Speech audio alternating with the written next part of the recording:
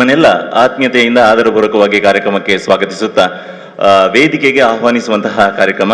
ಆದ್ದರಿಂದ ಪ್ರಥಮತವಾಗಿ ನಮ್ಮವರೇ ಆಗಿರುವಂತಹ ನಮ್ಮ ಹರೇಕಳದವರೇ ಆಗಿರುವಂತಹ ಶ್ರೀಯುತ ರವೀಂದ್ರ ಶೆಟ್ಟಿ ಉಳಿದೊಟ್ಟು ಇವರನ್ನ ಆತ್ಮೀಯತೆಯಿಂದ ಆದರಪೂರ್ವಕವಾಗಿ ಈ ಒಂದು ವೇದಿಕೆಗೆ ಸ್ವಾಗತಿಸ್ತಾ ಇದ್ದೇನೆ.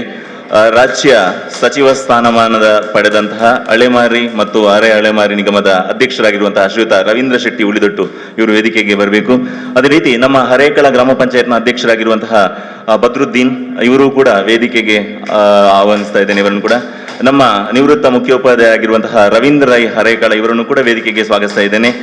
ಅದೇ ರೀತಿ ತಾಲೂಕು ವೈದ್ಯಾಧಿಕಾರಿಗಳಾಗಿರುವಂತಹ ಡಾಕ್ಟರ್ ಸುಜಯ ಭಂಡಾರಿ ಇವರನ್ನು ಕೂಡ ಆತ್ಮೀಯತೆಯಿಂದ ಆದರಪೂರ್ವಕವಾಗಿ ವೇದಿಕೆಗೆ ಸ್ವಾಗತಿಸ್ತಾ ಇದ್ದೇನೆ. ಶ್ರೀಯುತ ಮುಸ್ತಫಾ ಮಾಜಿ ತಾಲೂಕ್ ಪಂಚಾಯತ್ ಸದಸ್ಯರು ಇವರನ್ನು ಕೂಡ ಆತ್ಮೀಯತೆಯಿಂದ ಆದರಪೂರ್ವಕವಾಗಿ ವೇದಿಕೆಗೆ ಆಹ್ವಾನಿಸ್ತಾ ಇದ್ದೇನೆ. ಶ್ರೀಯುತ ಲಕ್ಷ್ಮಣ್ ಸರ್ಕಾರಿ ಸಂಯುಕ್ತ ಪ್ರೌಢಶಾಲೆ ನ್ಯೂ ಪಡುಬಿದ್ರ ಮುಖ್ಯೋಪಾಧ್ಯಾಯರು ಇವರನ್ನು ಕೂಡ ವೇದಿಕೆಗೆ ಆಹ್ವಾನಿಸ್ತಾ ಇದ್ದೇನೆ. ಶ್ರೀಯುತ ರೋಹಿತಾಶ್ವ ನಮ್ಮ PDO ಹರೇಕಳ ಇವರನ್ನು ಕೂಡ ಆತ್ಮೀಯತೆ ಪೂರ್ವಕವಾಗಿ ವೇದಿಕೆಗೆ ಆಹ್ವಾನಿಸ್ತಾ ಇದ್ದೇನೆ. ಶ್ರೀಯುತ ಬಶೀರ್ ಉಂಬುದ ಅಧ್ಯಕ್ಷರು, ಕಾಂಗ್ರೆಸ್ ಗ್ರಾಮ ಸಮಿತಿ ಅಧ್ಯಕ್ಷರು ಇವರನ್ನು ಕೂಡ ಆತ್ಮೀಯ ಪೂರ್ವಕವಾಗಿ ವೇದಿಕೆಗೆ ಸ್ವಾಗತಿಸ್ತಾ ಇದ್ದೇನೆ. ರಫೀಕ್ ಹಾಲಡ್ಕ DYFI ಮುಖಂಡರು ಇವರನ್ನು ಕೂಡ ವೇದಿಕೆಗೆ ಸ್ವಾಗತಿಸ್ತಾ ಇದ್ದೇನೆ. ಶ್ರೀಧರ್ ಆಳ್ವ BJPಯ ಮುಖಂಡರು ಇವರನ್ನು ಕೂಡ ವೇದಿಕೆಗೆ ಸ್ವಾಗತಿಸ್ತಾ ಇದ್ದೇನೆ. ಇಬ್ರಾಹಿಂ SDFI ಅಧ್ಯಕ್ಷರು ಗ್ರಾಮ ಸಮಿತಿ ಹರೇಕಳ ಇವರನ್ನು ಕೂಡ ಆತ್ಮೀಯಪೂರ್ವಕವಾಗಿ ವೇದಿಕೆಗೆ ಸ್ವಾಗತಿಸ್ತಾ ಇದ್ದೇನೆ. ಶ್ರೀಯುತ ತ್ಯಾಗಂ ಹರೇಕಳ ನಮ್ಮ ದೈಹಿಕ ಶಿಕ್ಷಕರು, ನಮ್ಮ ಶಾಲೆಯ ದೈಹಿಕ ಶಿಕ್ಷಕರು ಇವರನ್ನು ಕೂಡ ಆದರಪೂರ್ವಕವಾಗಿ ವೇದಿಕೆಗೆ ಸ್ವಾಗತಿಸ್ತಾ ಇದ್ದೇನೆ. ಅದೇ ರೀತಿ ವೇದಿಕೆಯ ಮುಂಭಾಗದಲ್ಲಿರುವಂತಹ ನಮ್ಮ ಹರೇಕಳ ಗ್ರಾಮ ಪಂಚಾಯತ್ನ ಗೌರವಾನ್ವಿತ ಪಂಚಾಯತ್ ಸದಸ್ಯರು ನಿಮ್ಮನ್ನೆಲ್ಲ ವೇದಿಕೆಗೆ ಆಹ್ವಾನಿಸ್ತಾ ಇದ್ದೇನೆ. ತಾವೆಲ್ಲರೂ ವೇದಿಕೆಗೆ ಬಂದು ಆಸೀನರಾಗಬೇಕಾಗಿ ಕೇಳ್ಕೊಳ್ತಾ ಇದ್ದೇನೆ. ಪಂಚಾಯತ್ ಸದಸ್ಯರು ಅದೇ ವೇದಿಕೆಯ ಮುಂಭಾಗದಲ್ಲಿರುವಂತಹ ಆಸೀನರಾಗಿರುವಂತಹ ನಮ್ಮ ಕರೆಗೆ ಹೋಗೊಟ್ಟು ಬಂದಿರುವಂತಹ ಎಲ್ಲ ನಮ್ಮ ಪ್ರೀತಿಯ ದೇವಸ್ಥಾನಗಳ ಮುಖಂಡರಾಗಿರ್ಬೋದು, ಮಸೀದಿಯ ಮುಖಂಡರಾಗಿರ್ಬೋದು ಅಥವಾ ಚರ್ಚ್ನ ಮುಖಂಡರಾಗಿರ್ಬೋದು, ಅದೇ ನಮ್ಮ ಹರೇಕಳದಲ್ಲಿರುವಂತಹ ಬೇರೆ ಬೇರೆ ಸಂಘ ಸಂಸ್ಥೆಗಳ ಮುಖಂಡರಾಗಿರ್ಬೋದು, ನಿಮ್ಮನ್ನೆಲ್ಲ ಆತ್ಮೀಯವಾಗಿ ಆದರಪೂರ್ವಕವಾಗಿ ಈ ಒಂದು ಕಾರ್ಯಕ್ರಮಕ್ಕೆ ಸ್ವಾಗತಿಸುತ್ತಾ ಬಂದಿರುವಂತಹ ಎಲ್ಲ ಗಣ್ಯರನ್ನ ಆತ್ಮೀಯರನ್ನ ಪ್ರೀತಿಪೂರ್ವಕವಾಗಿ ಸ್ವಾಗತಿಸೋದಕ್ಕೆ ನಮ್ಮ ಹರೇಕಳ ಗ್ರಾಮದ ಪ್ರಪ್ರಥಮ ಪ್ರಜೆ ಬದ್ರುದ್ದೀನ್ ಅವರು, ನಮ್ಮ ಹರೇಕಳ ಗ್ರಾಮ ಪಂಚಾಯತ್ ಅಧ್ಯಕ್ಷರು ನಿಮ್ಮನ್ನೆಲ್ಲ ಆತ್ಮೀಯವಾಗಿ ಆದರಪೂರ್ವಕವಾಗಿ ಇದೀಗ ಸ್ವಾಗತಿಸಕ್ಕಿದ್ದಾರೆ. COVID-19 ನಮ್ಮೆಲ್ಲ ಆತ್ಮೀಯ ಖಾಲಿ ಇರುವಂತಹ ಚೇರನ್ನು ಭರ್ತಿ ಮಾಡಿ, ಯಾಕೆಂದರೆ ಮಾಧ್ಯಮದಲ್ಲಿ ಬರುವ ಕಾರಣ ಮುಂದೆ ಬಂದು ನಮ್ಮ ನಾಯಕರೆಲ್ಲ ಕೂತ್ಕೊಳ್ಬೇಕಂತ ಕೇಳಿಕೊಳ್ತಾ ಇದ್ದೀವಿ. COVID-19 ಇದರ ಬಗ್ಗೆ 2 ದಿವಸಗಳ ಮುಂಚೆ ನಮ್ಮ ಹರೇಕಳ ಗ್ರಾಮ ಪಂಚಾಯತ್ ಇದರ ಅಧೀನದಲ್ಲಿ ಮಾನ್ಯ ಜಿಲ್ಲಾಧಿಕಾರಿಯವರ ಆದೇಶದಂತೆ ನಾವು ಒಂದು ಕಾರ್ಯಪಡೆಯನ್ನು ರಚನೆ ಮಾಡಿದ್ದೇವೆ. ಈ ಕಾರ್ಯಪಡೆಯಲ್ಲಿ ನಮ್ಮ ಗ್ರಾಮ ಪಂಚಾಯತ್ ಸದಸ್ಯರು, ಗ್ರಾಮ ಪಂಚಾಯತ್ ಅಧ್ಯಕ್ಷರು, ಅದೇ ರೀತಿ ಆಶಾ ಕಾರ್ಯಕರ್ತೆಯರು, ಅಂಗನವಾಡಿ ಕಾರ್ಯಕರ್ತರು, ನಮ್ಮ ವಿಲೇಜ್ ಅಕೌಂಟೆಂಟ್, ಸಂಬಂಧಪಟ್ಟ ಶಾಲೆಯ ಮುಖ್ಯೋಪಾಧ್ಯಾಯರು, ಅದೇ ರೀತಿ ವಿವಿಧ ಕೆಲವು ಇಲಾಖೆಗಳ ಕೆಲವು ಅಧಿಕಾರಿಗಳನ್ನು ನಾವು ನೇಮಕ ಮಾಡಿ ನಾವು ಕೋವಿಡ್ ಕಾರ್ಯಪಡೆ ಅಂತ ರಚನೆ ಮಾಡಿದ್ದೇವೆ. ತದನಂತರ ನಾವು ನಮ್ಮ ಗ್ರಾಮ ಪಂಚಾಯತ್ ಸದಸ್ಯರ ಸಲಹೆಯ ಮೇರೆಗೆ ನಮ್ಮ ಗ್ರಾಮಕ್ಕೆ ಒಳಪಟ್ಟಂತಹ ಸುಮಾರು ಮಸೀದಿ, ಚರ್ಚ್, ಸಂಘ ಸಂಸ್ಥೆಗಳು, ರಾಜಕೀಯ ಪಕ್ಷಗಳ ಮುಖಂಡರನ್ನು ಪ್ರತಿಯೊಂದು ಸಂಘಟನೆಯ 3 ಜನರನ್ನು ನಾವು ಇವತ್ತು ಆಹ್ವಾನಿಸಿದ್ದೇವೆ. ಪ್ರಪ್ರಥಮವಾಗಿ ನಾನು ಈ ಕಾರ್ಯಕ್ರಮಕ್ಕೆ ಇಂಥ ಕಠಿಣ ಪರಿಸ್ಥಿತಿಯಲ್ಲೂ ತಾವು ಆಗಮಿಸಿದ್ದೀರಿ, ತಮ್ಮನ್ನು ಹೃತ್ಪೂರ್ವಕವಾಗಿ ಅಭಿನಂದಿಸುತ್ತೇನೆ. ನಮ್ಮ ಗ್ರಾಮದಲ್ಲಿ ದಿನದಿಂದ ದಿನಕ್ಕೆ ಕೊರೋನಾ ಮಹಾಮಾರಿಯು ವ್ಯಾಪಕವಾಗಿ ಹರಡುವುದನ್ನು ನೋಡುವಾಗ ನಮಗೆ ಬಹಳ ಹೆದರಿಕೆಯಾಗ್ತದೆ. ನಾವು ಕಳೆದ ಸಲ ನಮ್ಮ ಹರೇಕಳ ಗ್ರಾಮದಲ್ಲಿ ಒಂದು 6 ಪಾಸಿಟಿವ್ ಪ್ರಕರಣ ಬಂದ ಕಾರಣ ಇಡೀ ಗ್ರಾಮವನ್ನು ಲಾಕ್ಡೌನ್ ಮಾಡಿ ಈ ಮಹಾಮಾರಿಯನ್ನು ಅತ್ಯಂತ ಕಠಿಣ ಪರಿಸ್ಥಿತಿಯಲ್ಲೂ ನಾವು ಎಲ್ಲ ನಮ್ಮ ನಾಯಕರ ಸಹಕಾರದಿಂದ ನಾವು ಲಾಕ್ಡೌನ್ ಮಾಡಿ ಇಡೀ ನಮ್ಮ ಕರ್ನಾಟಕ ರಾಜ್ಯಕ್ಕೆ ಮಾದರಿಯಾದಂಥ ಗ್ರಾಮ ಅಂತ ಹೇಳಲಿಕ್ಕೂ ಸಹ ನಮ್ಮ ಹೆಮ್ಮೆ ಆಗ್ತಿದೆ. ಅದಕ್ಕೆ ಕಳೆದ ಸಲ ತಾವು ಎಲ್ಲರೂ ಸಹಾಯ ಸಹಕಾರವನ್ನು ನೀಡಿದ್ದೀರಾ. ಅದೇ ರೀತಿ ಮುಂದೆ ಕೂಡ ಇವತ್ತು ನಾವು ಸಭೆ ಕರೆಯುವ ಉದ್ದೇಶವೇ ಇದಾಗಿದೆ. ಯಾಕೆಂದರೆ ನೋಡಿ, ನಮ್ಮ ವಠಾರದಲ್ಲಿ ಒಂದು ಪ್ರಕರಣಗಳು ದಾಖಲಾದರೆ ಅದಕ್ಕೆ ಸಂಬಂಧಪಟ್ಟಂತೆ ಆಶಾ ಕಾರ್ಯಕರ್ತೆಯರು ಆ ಮನೆಗೆ ಭೇಟಿ ಕೊಡ್ತಾರೆ. ಪ್ರಕರಣಕ್ಕೆ ನಿನ್ನೆ ನಮ್ಮ ಕಿಸನ್ ನಗರದ ಪ್ರದೇಶದಲ್ಲಿ ಒಂದು ಪ್ರಕರಣ ದಾಖಲಾಗಿತ್ತು. ನನಗೆ ಬೆಳಿಗ್ಗೆ ಆಶಾ ಕಾರ್ಯಕರ್ತರು ಫೋನ್ ಮಾಡಿದರು. ನಾನು ಫೋನ್ ಮಾಡುವಾಗ ಆ ರೋಗಿ ಹೇಳ್ತಾ ಇದ್ದಾರೆ ನನಗೆ ಯಾವುದೇ ಕೊರೋನಾ ಇಲ್ಲ ಅಂತ. ನಾನು ಮತ್ತೆ ಅವರಿಗೆ ಹೇಳಿದೆ, ನೀವೇನು ಹೆದರಬೇಡಿ, ನಾನು ಅಲ್ಲಿಗೆ ಹೋಗ್ತೇನೆ ಅಂತ. ನಾನು ಆ ಮನೆಗೆ ವಿಸಿಟ್ ಮಾಡಿದೆ. ವಿಸಿಟ್ ಮಾಡುವಾಗ ಆ ಮನುಷ್ಯ ಹೇಳೋದು ನನಗೆ ಎಂಥ ರೋಗ ಇಲ್ಲ ಅಂತ. ನಾನು ಅವಾಗ ಹೇಳಿದೆ, ರೋಗ ಇದೆಯೋ ಇಲ್ವೋ ಗೊತ್ತಿಲ್ಲ, ನೀವು 14 ದಿನಗಳ ಕಾಲ ಈ ಮನೆಯಿಂದ ಹೊರಗಡೆ ಬರಬಾರ್ದು. ಆವಾಗ ನಾನು ಸಂಬಂಧಪಟ್ಟಂತೆ ಇದರ ಬಗ್ಗೆ ನಾನು ಕೊನೆಯದಾಗಿ ತಮ್ಮನ್ನು ಕರೆದ ಉದ್ದೇಶ ಏನು ಅಂತ ನಾನು ಕೊನೆಯದಾಗಿ ಮಾತಾಡ್ತೇನೆ. ನನ್ನ ಇವತ್ತಿನ ಈ ಪ್ರಪ್ರಥಮವಾದ ಕಾರ್ಯಕ್ರಮ ಏನಂದರೆ ಸ್ವಾಗತ ಮಾಡೋದು. ನಿನ್ನೆ ನಾನು ನಮ್ಮ ಸಚಿವ ಸಂಪುಟದ ಸ್ಥಾನಮಾನವು ಅಲೆಮಾರಿ ಇದರ ಅಧ್ಯಕ್ಷರು ನಮ್ಮ ಯಾವುದೇ ಸಾಮಾಜಿಕ ಚಟುವಟಿಕೆಗಳಲ್ಲಿ ತಮ್ಮನ್ನು ಹುರಿದುಂಬಿಸುವಂಥ ನಮ್ಮ ಹರೇಕಳ ಗ್ರಾಮದ ಹೆಮ್ಮೆಯ ಪುತ್ರರಾದ ರವೀಂದ್ರ ಶೆಟ್ಟಿ ಉಳಿದೊಟ್ಟವರು ನಮ್ಮ ಕರೆಗೆ ಹೋಗೊಟ್ಟು ಈ ಕಾರ್ಯಕ್ರಮಕ್ಕೆ ಆಗಮಿಸಿದ್ದಾರೆ. ಸರ್, ತಮ್ಮನ್ನು ಈ ಕಾರ್ಯಕ್ರಮಕ್ಕೆ ಹೃತ್ಪೂರ್ವಕವಾಗಿ ಸ್ವಾಗತಿಸ್ತಾ ಇದ್ದೀನಿ. ಅದೇ ರೀತಿ ನಮ್ಮ ಹರೇಕಳ ಶ್ರೀರಾಮಕೃಷ್ಣ ಪ್ರೌಢಶಾಲೆ ಇದರ ಮುಖ್ಯೋಪಾಧ್ಯಾಯರು ನಮ್ಮ ಗುರುಗಳಾದಂತಹ ರವೀಂದ್ರಯ್ಯವರಿಗೆ ನಾನು ನಿನ್ನೆ ಫೋನ್ ಮುಖಾಂತರ ಮಾಡಿದಾಗ ಇವತ್ತು ಅವರು ತುಂಬ ಕಾರ್ಯಕ್ರಮ, ಅವರ ಮನೆಯಲ್ಲಿ ಕೆಲಸದ ಒತ್ತಡ ಇರುವುದನ್ನು ಕೂಡ ಬಿಟ್ಟು ಇಲ್ಲಿ ಈ ಕಾರ್ಯಕ್ರಮಕ್ಕೆ ಆಗಮಿಸಿದ್ದಾರೆ. ತಮ್ಮನ್ನು ಕೂಡ ನಾನು ಈ ಕಾರ್ಯಕ್ರಮಕ್ಕೆ ಹೃತ್ಪೂರ್ವಕವಾಗಿ ಸ್ವಾಗತಿಸ್ತೇನೆ. ಅದೇ ರೀತಿ ನಮ್ಮ ತಾಲೂಕು ವೈದ್ಯಾಧಿಕಾರಿಯಾದಂಥ ಸುಜಯ್ ಭಂಡಾರಿ ಅವರು ಕೂಡ ಈ ಕಾರ್ಯಕ್ರಮಕ್ಕೆ ಆಗಮಿಸಿದ್ದಾರೆ. ಅವರು ಕೂಡ ತುಂಬ ಈ ಕೊರೋನಾ ಸಂದರ್ಭದಲ್ಲಿ ಹಲವಾರು ಪ್ರದೇಶಗಳಿಗೆ ಭೇಟಿ ಕೊಡುವುದನ್ನು ಬಿಟ್ಟು ಈ ಕಾರ್ಯಕ್ರಮಕ್ಕೆ ಆಗಮಿಸಿದ್ದಾರೆ. ತಮಗೂ ಕೂಡ ಈ ಕಾರ್ಯಕ್ರಮದ ಪರವಾಗಿ ಹೃತ್ಪೂರ್ವಕವಾಗಿ ಸ್ವಾಗತಿಸ್ತೇನೆ. ಅದೇ ರೀತಿ ಇನ್ನೊಬ್ಬ ಮುಖ್ಯ ಅತಿಥಿಗಳು ನಮ್ಮ ಮಾರ್ಗದರ್ಶಕರಾದಂತಹ ಸಮಾಜ ಸೇವಕರಾದಂತಹ ಮಾಜಿ ತಾಲೂಕು ಪಂಚಾಯತ್ ಸದಸ್ಯರಾದಂತಹ ಮುಸ್ತಫಾ ಹರೇಕಲ್ರವರಿದ್ದಾರೆ. ಅವರನ್ನು ಕೂಡ ನಾನು ಈ ಕಾರ್ಯಕ್ರಮಕ್ಕೆ ಹೃತ್ಪೂರ್ವಕವಾಗಿ ಸ್ವಾಗತಿಸ್ತೇನೆ. ಅದೇ ರೀತಿ ನ್ಯೂ ಪಡ್ಪು ಶಾಲೆಯ ಮುಖ್ಯೋಪಾಧ್ಯಾಯರಂತಹ ಲಕ್ಷ್ಮಣರವರಿದ್ದಾರೆ. ಅವರನ್ನು ಕೂಡ ನಾನು ಈ ಕಾರ್ಯಕ್ರಮಕ್ಕೆ ಹೃತ್ಪೂರ್ವಕವಾಗಿ ಸ್ವಾಗತಿಸ್ತೇನೆ. ಅದೇ ರೀತಿ ನಮ್ಮ ಹರೇಕಳ ಗ್ರಾಮ ಪಂಚಾಯತ್ ಇದರ ಪಂಚಾಯತ್ ಅಭಿವೃದ್ಧಿ ಅಧಿಕಾರಿಗಂತ ಶ್ರೀಯುತ ರೋಹಿತಾಶ್ವರಿದ್ದಾರೆ. ಅವರನ್ನು ಕೂಡ ನಾನು ಈ ಕಾರ್ಯಕ್ರಮಕ್ಕೆ ಸ್ವಾಗತಿಸ್ತೇನೆ. ಅದೇ ರೀತಿ ನಮ್ಮ ಕಾಂಗ್ರೆಸ್ ಗ್ರಾಮ ಸಮಿತಿ ಇದರ ಅಧ್ಯಕ್ಷರಾದಂಥ ಬಶೀರ್ ಉಂಬುದವರಿದ್ದಾರೆ. ಅವರನ್ನು ಕೂಡ ನಾನು ಈ ಕಾರ್ಯಕ್ರಮಕ್ಕೆ ಹೃತ್ಪೂರ್ವಕವಾಗಿ ಸ್ವಾಗತಿಸ್ತೇನೆ. ಅದೇ ರೀತಿ ರಫೀಕ್ ಆಲಡ್ಕ DIFI ಮುಖಂಡರಿದ್ದಾರೆ. ಇವರನ್ನು ಕೂಡ ನಾನು ಈ ಕಾರ್ಯಕ್ರಮಕ್ಕೆ ಹೃತ್ಪೂರ್ವಕವಾಗಿ ಸ್ವಾಗತಿಸ್ತೇನೆ. ಅದೇ ರೀತಿ ಶ್ರೀಧರ್ ಆಳ್ವ BJP ಗ್ರಾಮ ಸಮಿತಿ ಇದರ ಅಧ್ಯಕ್ಷರಿದ್ದಾರೆ. ಇವರನ್ನು ಕೂಡ ನಾನು ಈ ಕಾರ್ಯಕ್ರಮಕ್ಕೆ ಹೃತ್ಪೂರ್ವಕವಾಗಿ ಸ್ವಾಗತಿಸ್ತೇನೆ. ಅದೇ ರೀತಿ ಇಬ್ರಾಹಿಂ SDPI ಇದರ ಅಧ್ಯಕ್ಷರಾಗಿದ್ದಾರೆ. ಇವರನ್ನು ಕೂಡ ನಾನು ಈ ಕಾರ್ಯಕ್ರಮಕ್ಕೆ ಸ್ವಾಗತಿಸ್ತೇನೆ. ಅದೇ ರೀತಿ JDS ಇದರ ಅಧ್ಯಕ್ಷರಾದಂಥ ಅಕ್ಬರ್ ಅವರನ್ನು ವೇದಿಕೆ ಆಹ್ವಾನಿಸುತ್ತಾ ಅವರನ್ನು ಕೂಡ ನಾನು ಈ ಕಾರ್ಯಕ್ರಮಕ್ಕೆ ಹೃತ್ಪೂರ್ವಕವಾಗಿ ಸ್ವಾಗತಿಸಿದ್ದೇನೆ. ಅದೇ ರೀತಿ ನಮ್ಮ ಇವತ್ತಿನ ಈ ಕಾರ್ಯಕ್ರಮಕ್ಕೆ ನನಗೆ ಸಂಪೂರ್ಣವಾದ ಮಾರ್ಗದರ್ಶನ ನೀಡಿದಂಥ ತ್ಯಾಗಂ ಹರೇಕಳ ಇವರನ್ನು ಕೂಡ ನಾನು ಹೃತ್ಪೂರ್ವಕವಾಗಿ ಸ್ವಾಗತಿಸ್ತೇನೆ. ಅದೇ ರೀತಿ ನಮ್ಮ ಹರೇಕಳ ಗ್ರಾಮ ಪಂಚಾಯತ್ನ ಎಲ್ಲ ಗೌರವಾನ್ವಿತ ಸದಸ್ಯರನ್ನು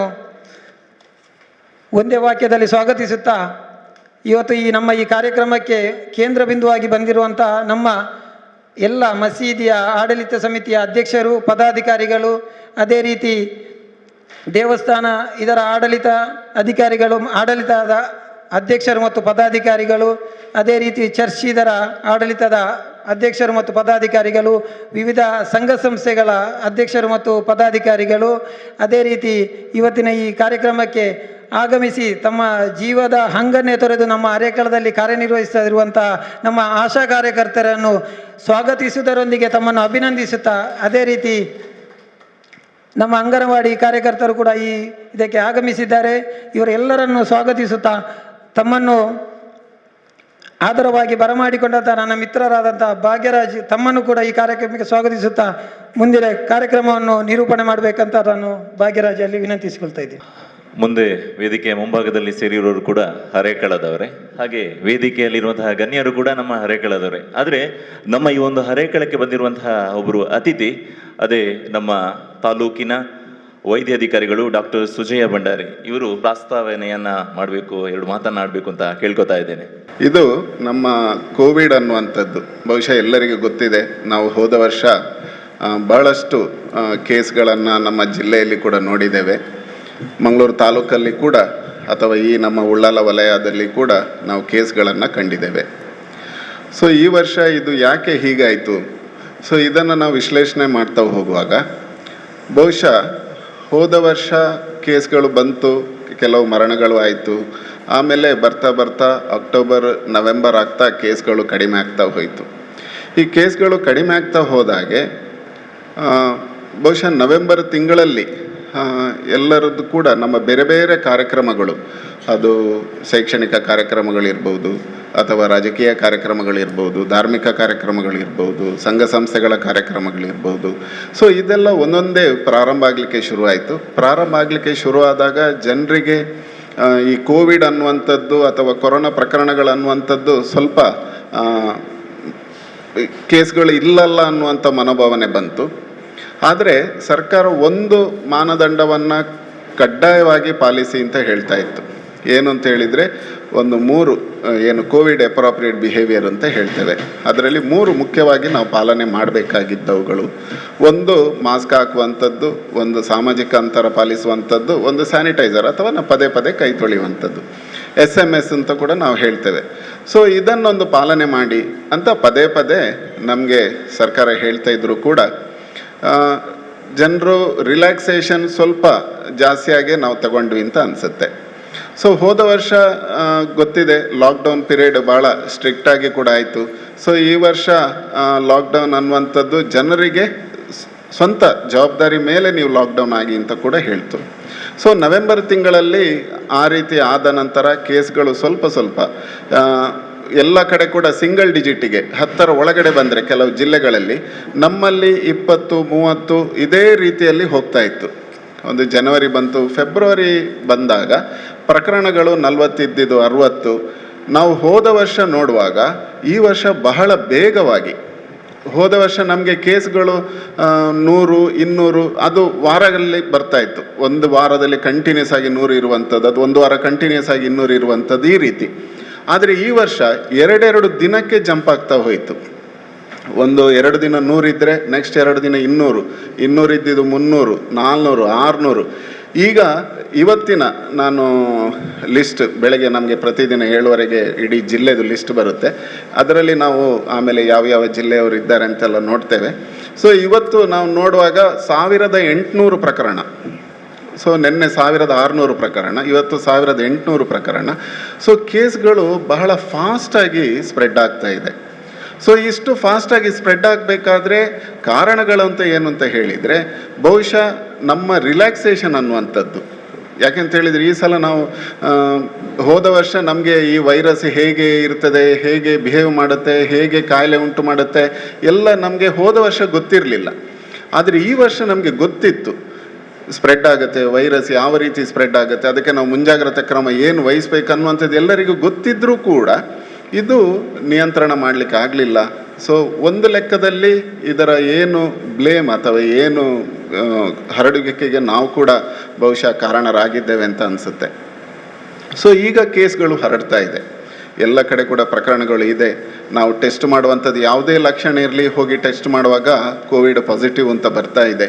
ಸೊ ಹಾಗೆ ಅಂತ ಹೇಳುವಾಗ ಫೇಸ್ 3 ಅಂತ ಹೇಳ್ತೇವೆ, ಸಮಾಜದಲ್ಲಿ ಹರಡುವಂಥದ್ದು. ಬಹುಶಃ ಈಗ ಸ್ಪ್ರೆಡ್ ಆಗಿದೆ ಅಂತ ನಾವು ಅಂದ್ಕೊಳ್ತೇವೆ. ಕಡ್ಡಾಯವಾಗಿ ಸರ್ಕಾರ ಘೋಷಣೆಯನ್ನು ಮಾಡಲಿಲ್ಲ, ಆದರೂ ಕೂಡ ಕೇಸ್ಗಳನ್ನು ನೋಡುವಾಗ ಆ ರೀತಿಯಲ್ಲಿ ಇದೆ.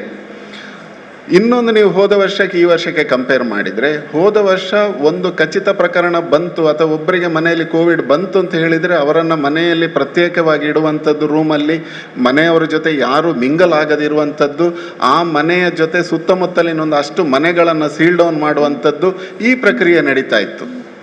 ಈ ವರ್ಷ ಸೀಲ್ ಡೌನ್ ಮಾಡಲಿಕ್ಕೆ ಹೋದರೆ ಅಥವಾ ಲಾಕ್ಡೌನ್ ಮಾಡಲಿಕ್ಕೆ ಹೋದರೆ ಕೆಲವೆಲ್ಲ ತೊಂದರೆಗಳು ಆಗ್ಬೋದು ಅನ್ನುವ ದೃಷ್ಟಿಯಲ್ಲಿ ಇದನ್ನು ಏನು ಮಾಡಿದ್ದಾರೆ ಅಂತ ಹೇಳಿದರೆ, ಸ್ವಂತವಾಗಿ ಈಗ ಒಂದು ಮನೆಯಲ್ಲಿ ಒಂದು ಪ್ರಕರಣ ಬಂತು ಅಂತ ಹೇಳಿದರೆ ಅವರ ಮನೆಯಲ್ಲೇ ಸೆಲ್ಫ್ ಐಸೋಲೇಷನ್ ಅಥವಾ ಮನೆಯಲ್ಲೇ ಪ್ರತ್ಯೇಕವಾಗಿ ಇರಬೇಕು ಅಂತ ಹೇಳಿಬಿಟ್ಟು.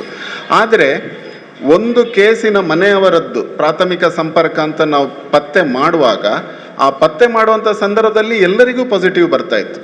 ಸೊ ಎಲ್ಲರಿಗೂ ಪಾಸಿಟಿವ್ ಬರಬೇಕಾದ್ರೆ ಅದರ ಅರ್ಥ ಏನು ಅಂತ ಹೇಳಿದರೆ ಅವರು ರೂಮಲ್ಲಿ ಅಥವಾ ಅವರ ಮನೆಯಲ್ಲಿ ಪ್ರತ್ಯೇಕವಾಗಿ ಇರಲಿಲ್ಲ. ಸೊ ಅವರಿಂದ ಬೇರೆಯವರಿಗೆ ಅದು ಹೋಗ್ತಾ ಇತ್ತು ಅಥವಾ ಸ್ಪ್ರೆಡ್ ಆಗ್ತಾ ಇತ್ತು. ಸೊ ಇದು ಏನಾಯಿತು, ವರ್ಕ್ ಪ್ಲೇಸ್ ಇರ್ಬೋದು. ಫಸ್ಟಿಗೆ ನಮಗೆ ಮೊದಲಿಗೆ ಕೇಸ್ಗಳು ಬರ್ತಾ ಇದ್ದಿದ್ದು ಎಲ್ಲ ಕೂಡ ಈ ಹೆಚ್ಚಾಗಿ ಕಾಲೇಜ್ಗಳಲ್ಲಿ, ಹಾಸ್ಟೆಲ್ಗಳಲ್ಲಿ ಎಲ್ಲ ಬರ್ತಾ ಇದ್ವು. ಅಲ್ಲಿ ಕೂಡ ಹಾಗೆ, ಅಲ್ಲಿ ಕೂಡ ಅಷ್ಟೊಂದು ಸರಿಯಾಗಿ ನಿಯಂತ್ರಣ ಆಗಲಿಲ್ಲ. ಆಮೇಲೆ ಹೋಗಿ ಅಲ್ಲಿ ಹೇಳುವಾಗ ಪ್ರತ್ಯೇಕ ಮಾಡ್ತಾ ಇದ್ದರೂ ಕೂಡ ಅದರ ಪಾಲನೆ ಸರಿಯಾಗಿ ಆಗ್ತಾ ಇರಲಿಲ್ಲ.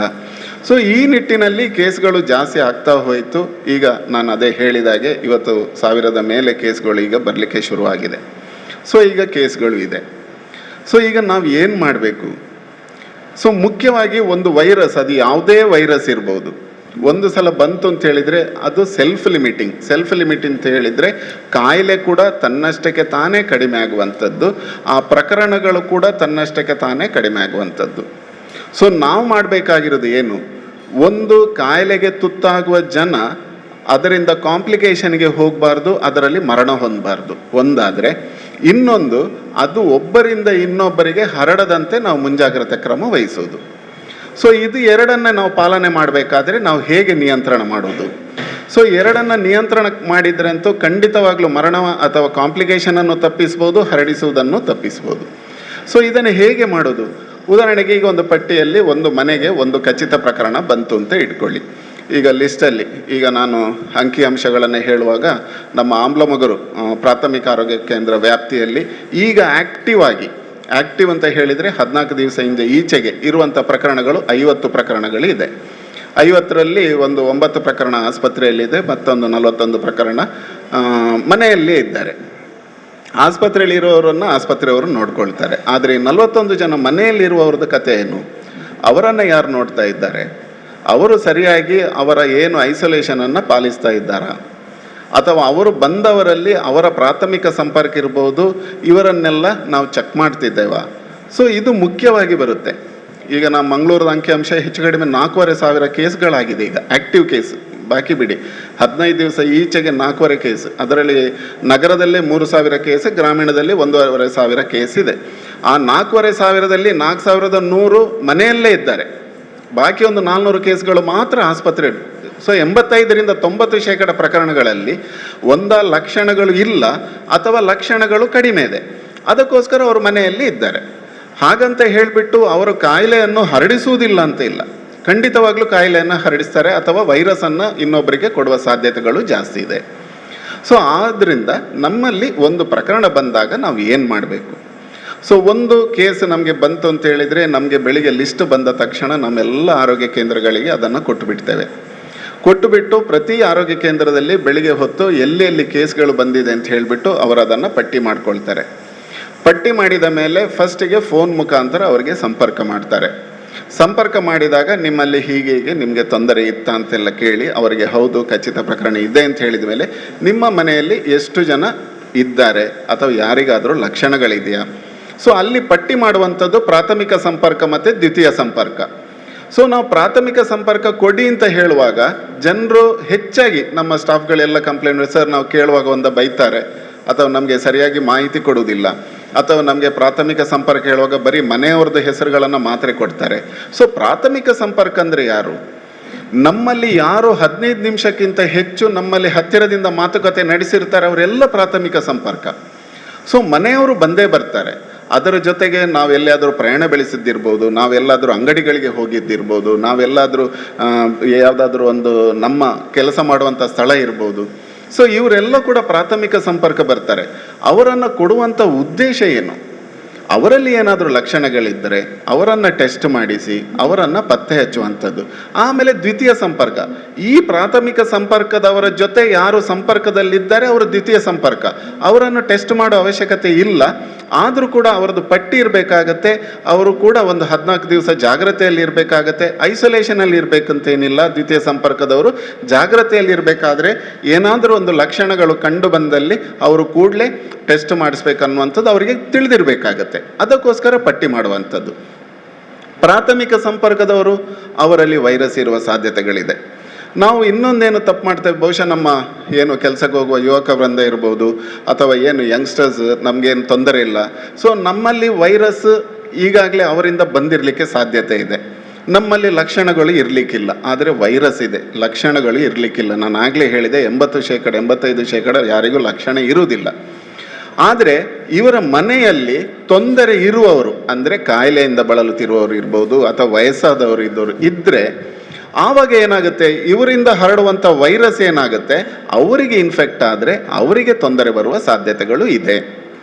ಸೊ ನಾವು ಅದನ್ನು ಅರಿತುಕೊಳ್ಬೇಕು. ಏನಂತ ಹೇಳಿದರೆ, ನನಗೇನು ತೊಂದರೆ ಆಗುತ್ತೆ ಅಂತಿಲ್ಲ, ನನ್ನಿಂದ ನನ್ನ ಮನೆಯವರಿಗೆ ಯಾರಿಗಾದರೂ ತೊಂದರೆ ಆಗ್ಬೋದು. ಆ ದೃಷ್ಟಿಯಲ್ಲಿ ಆದರೂ ನಾನು ಟೆಸ್ಟ್ ಮಾಡಿಸ್ಬೇಕು.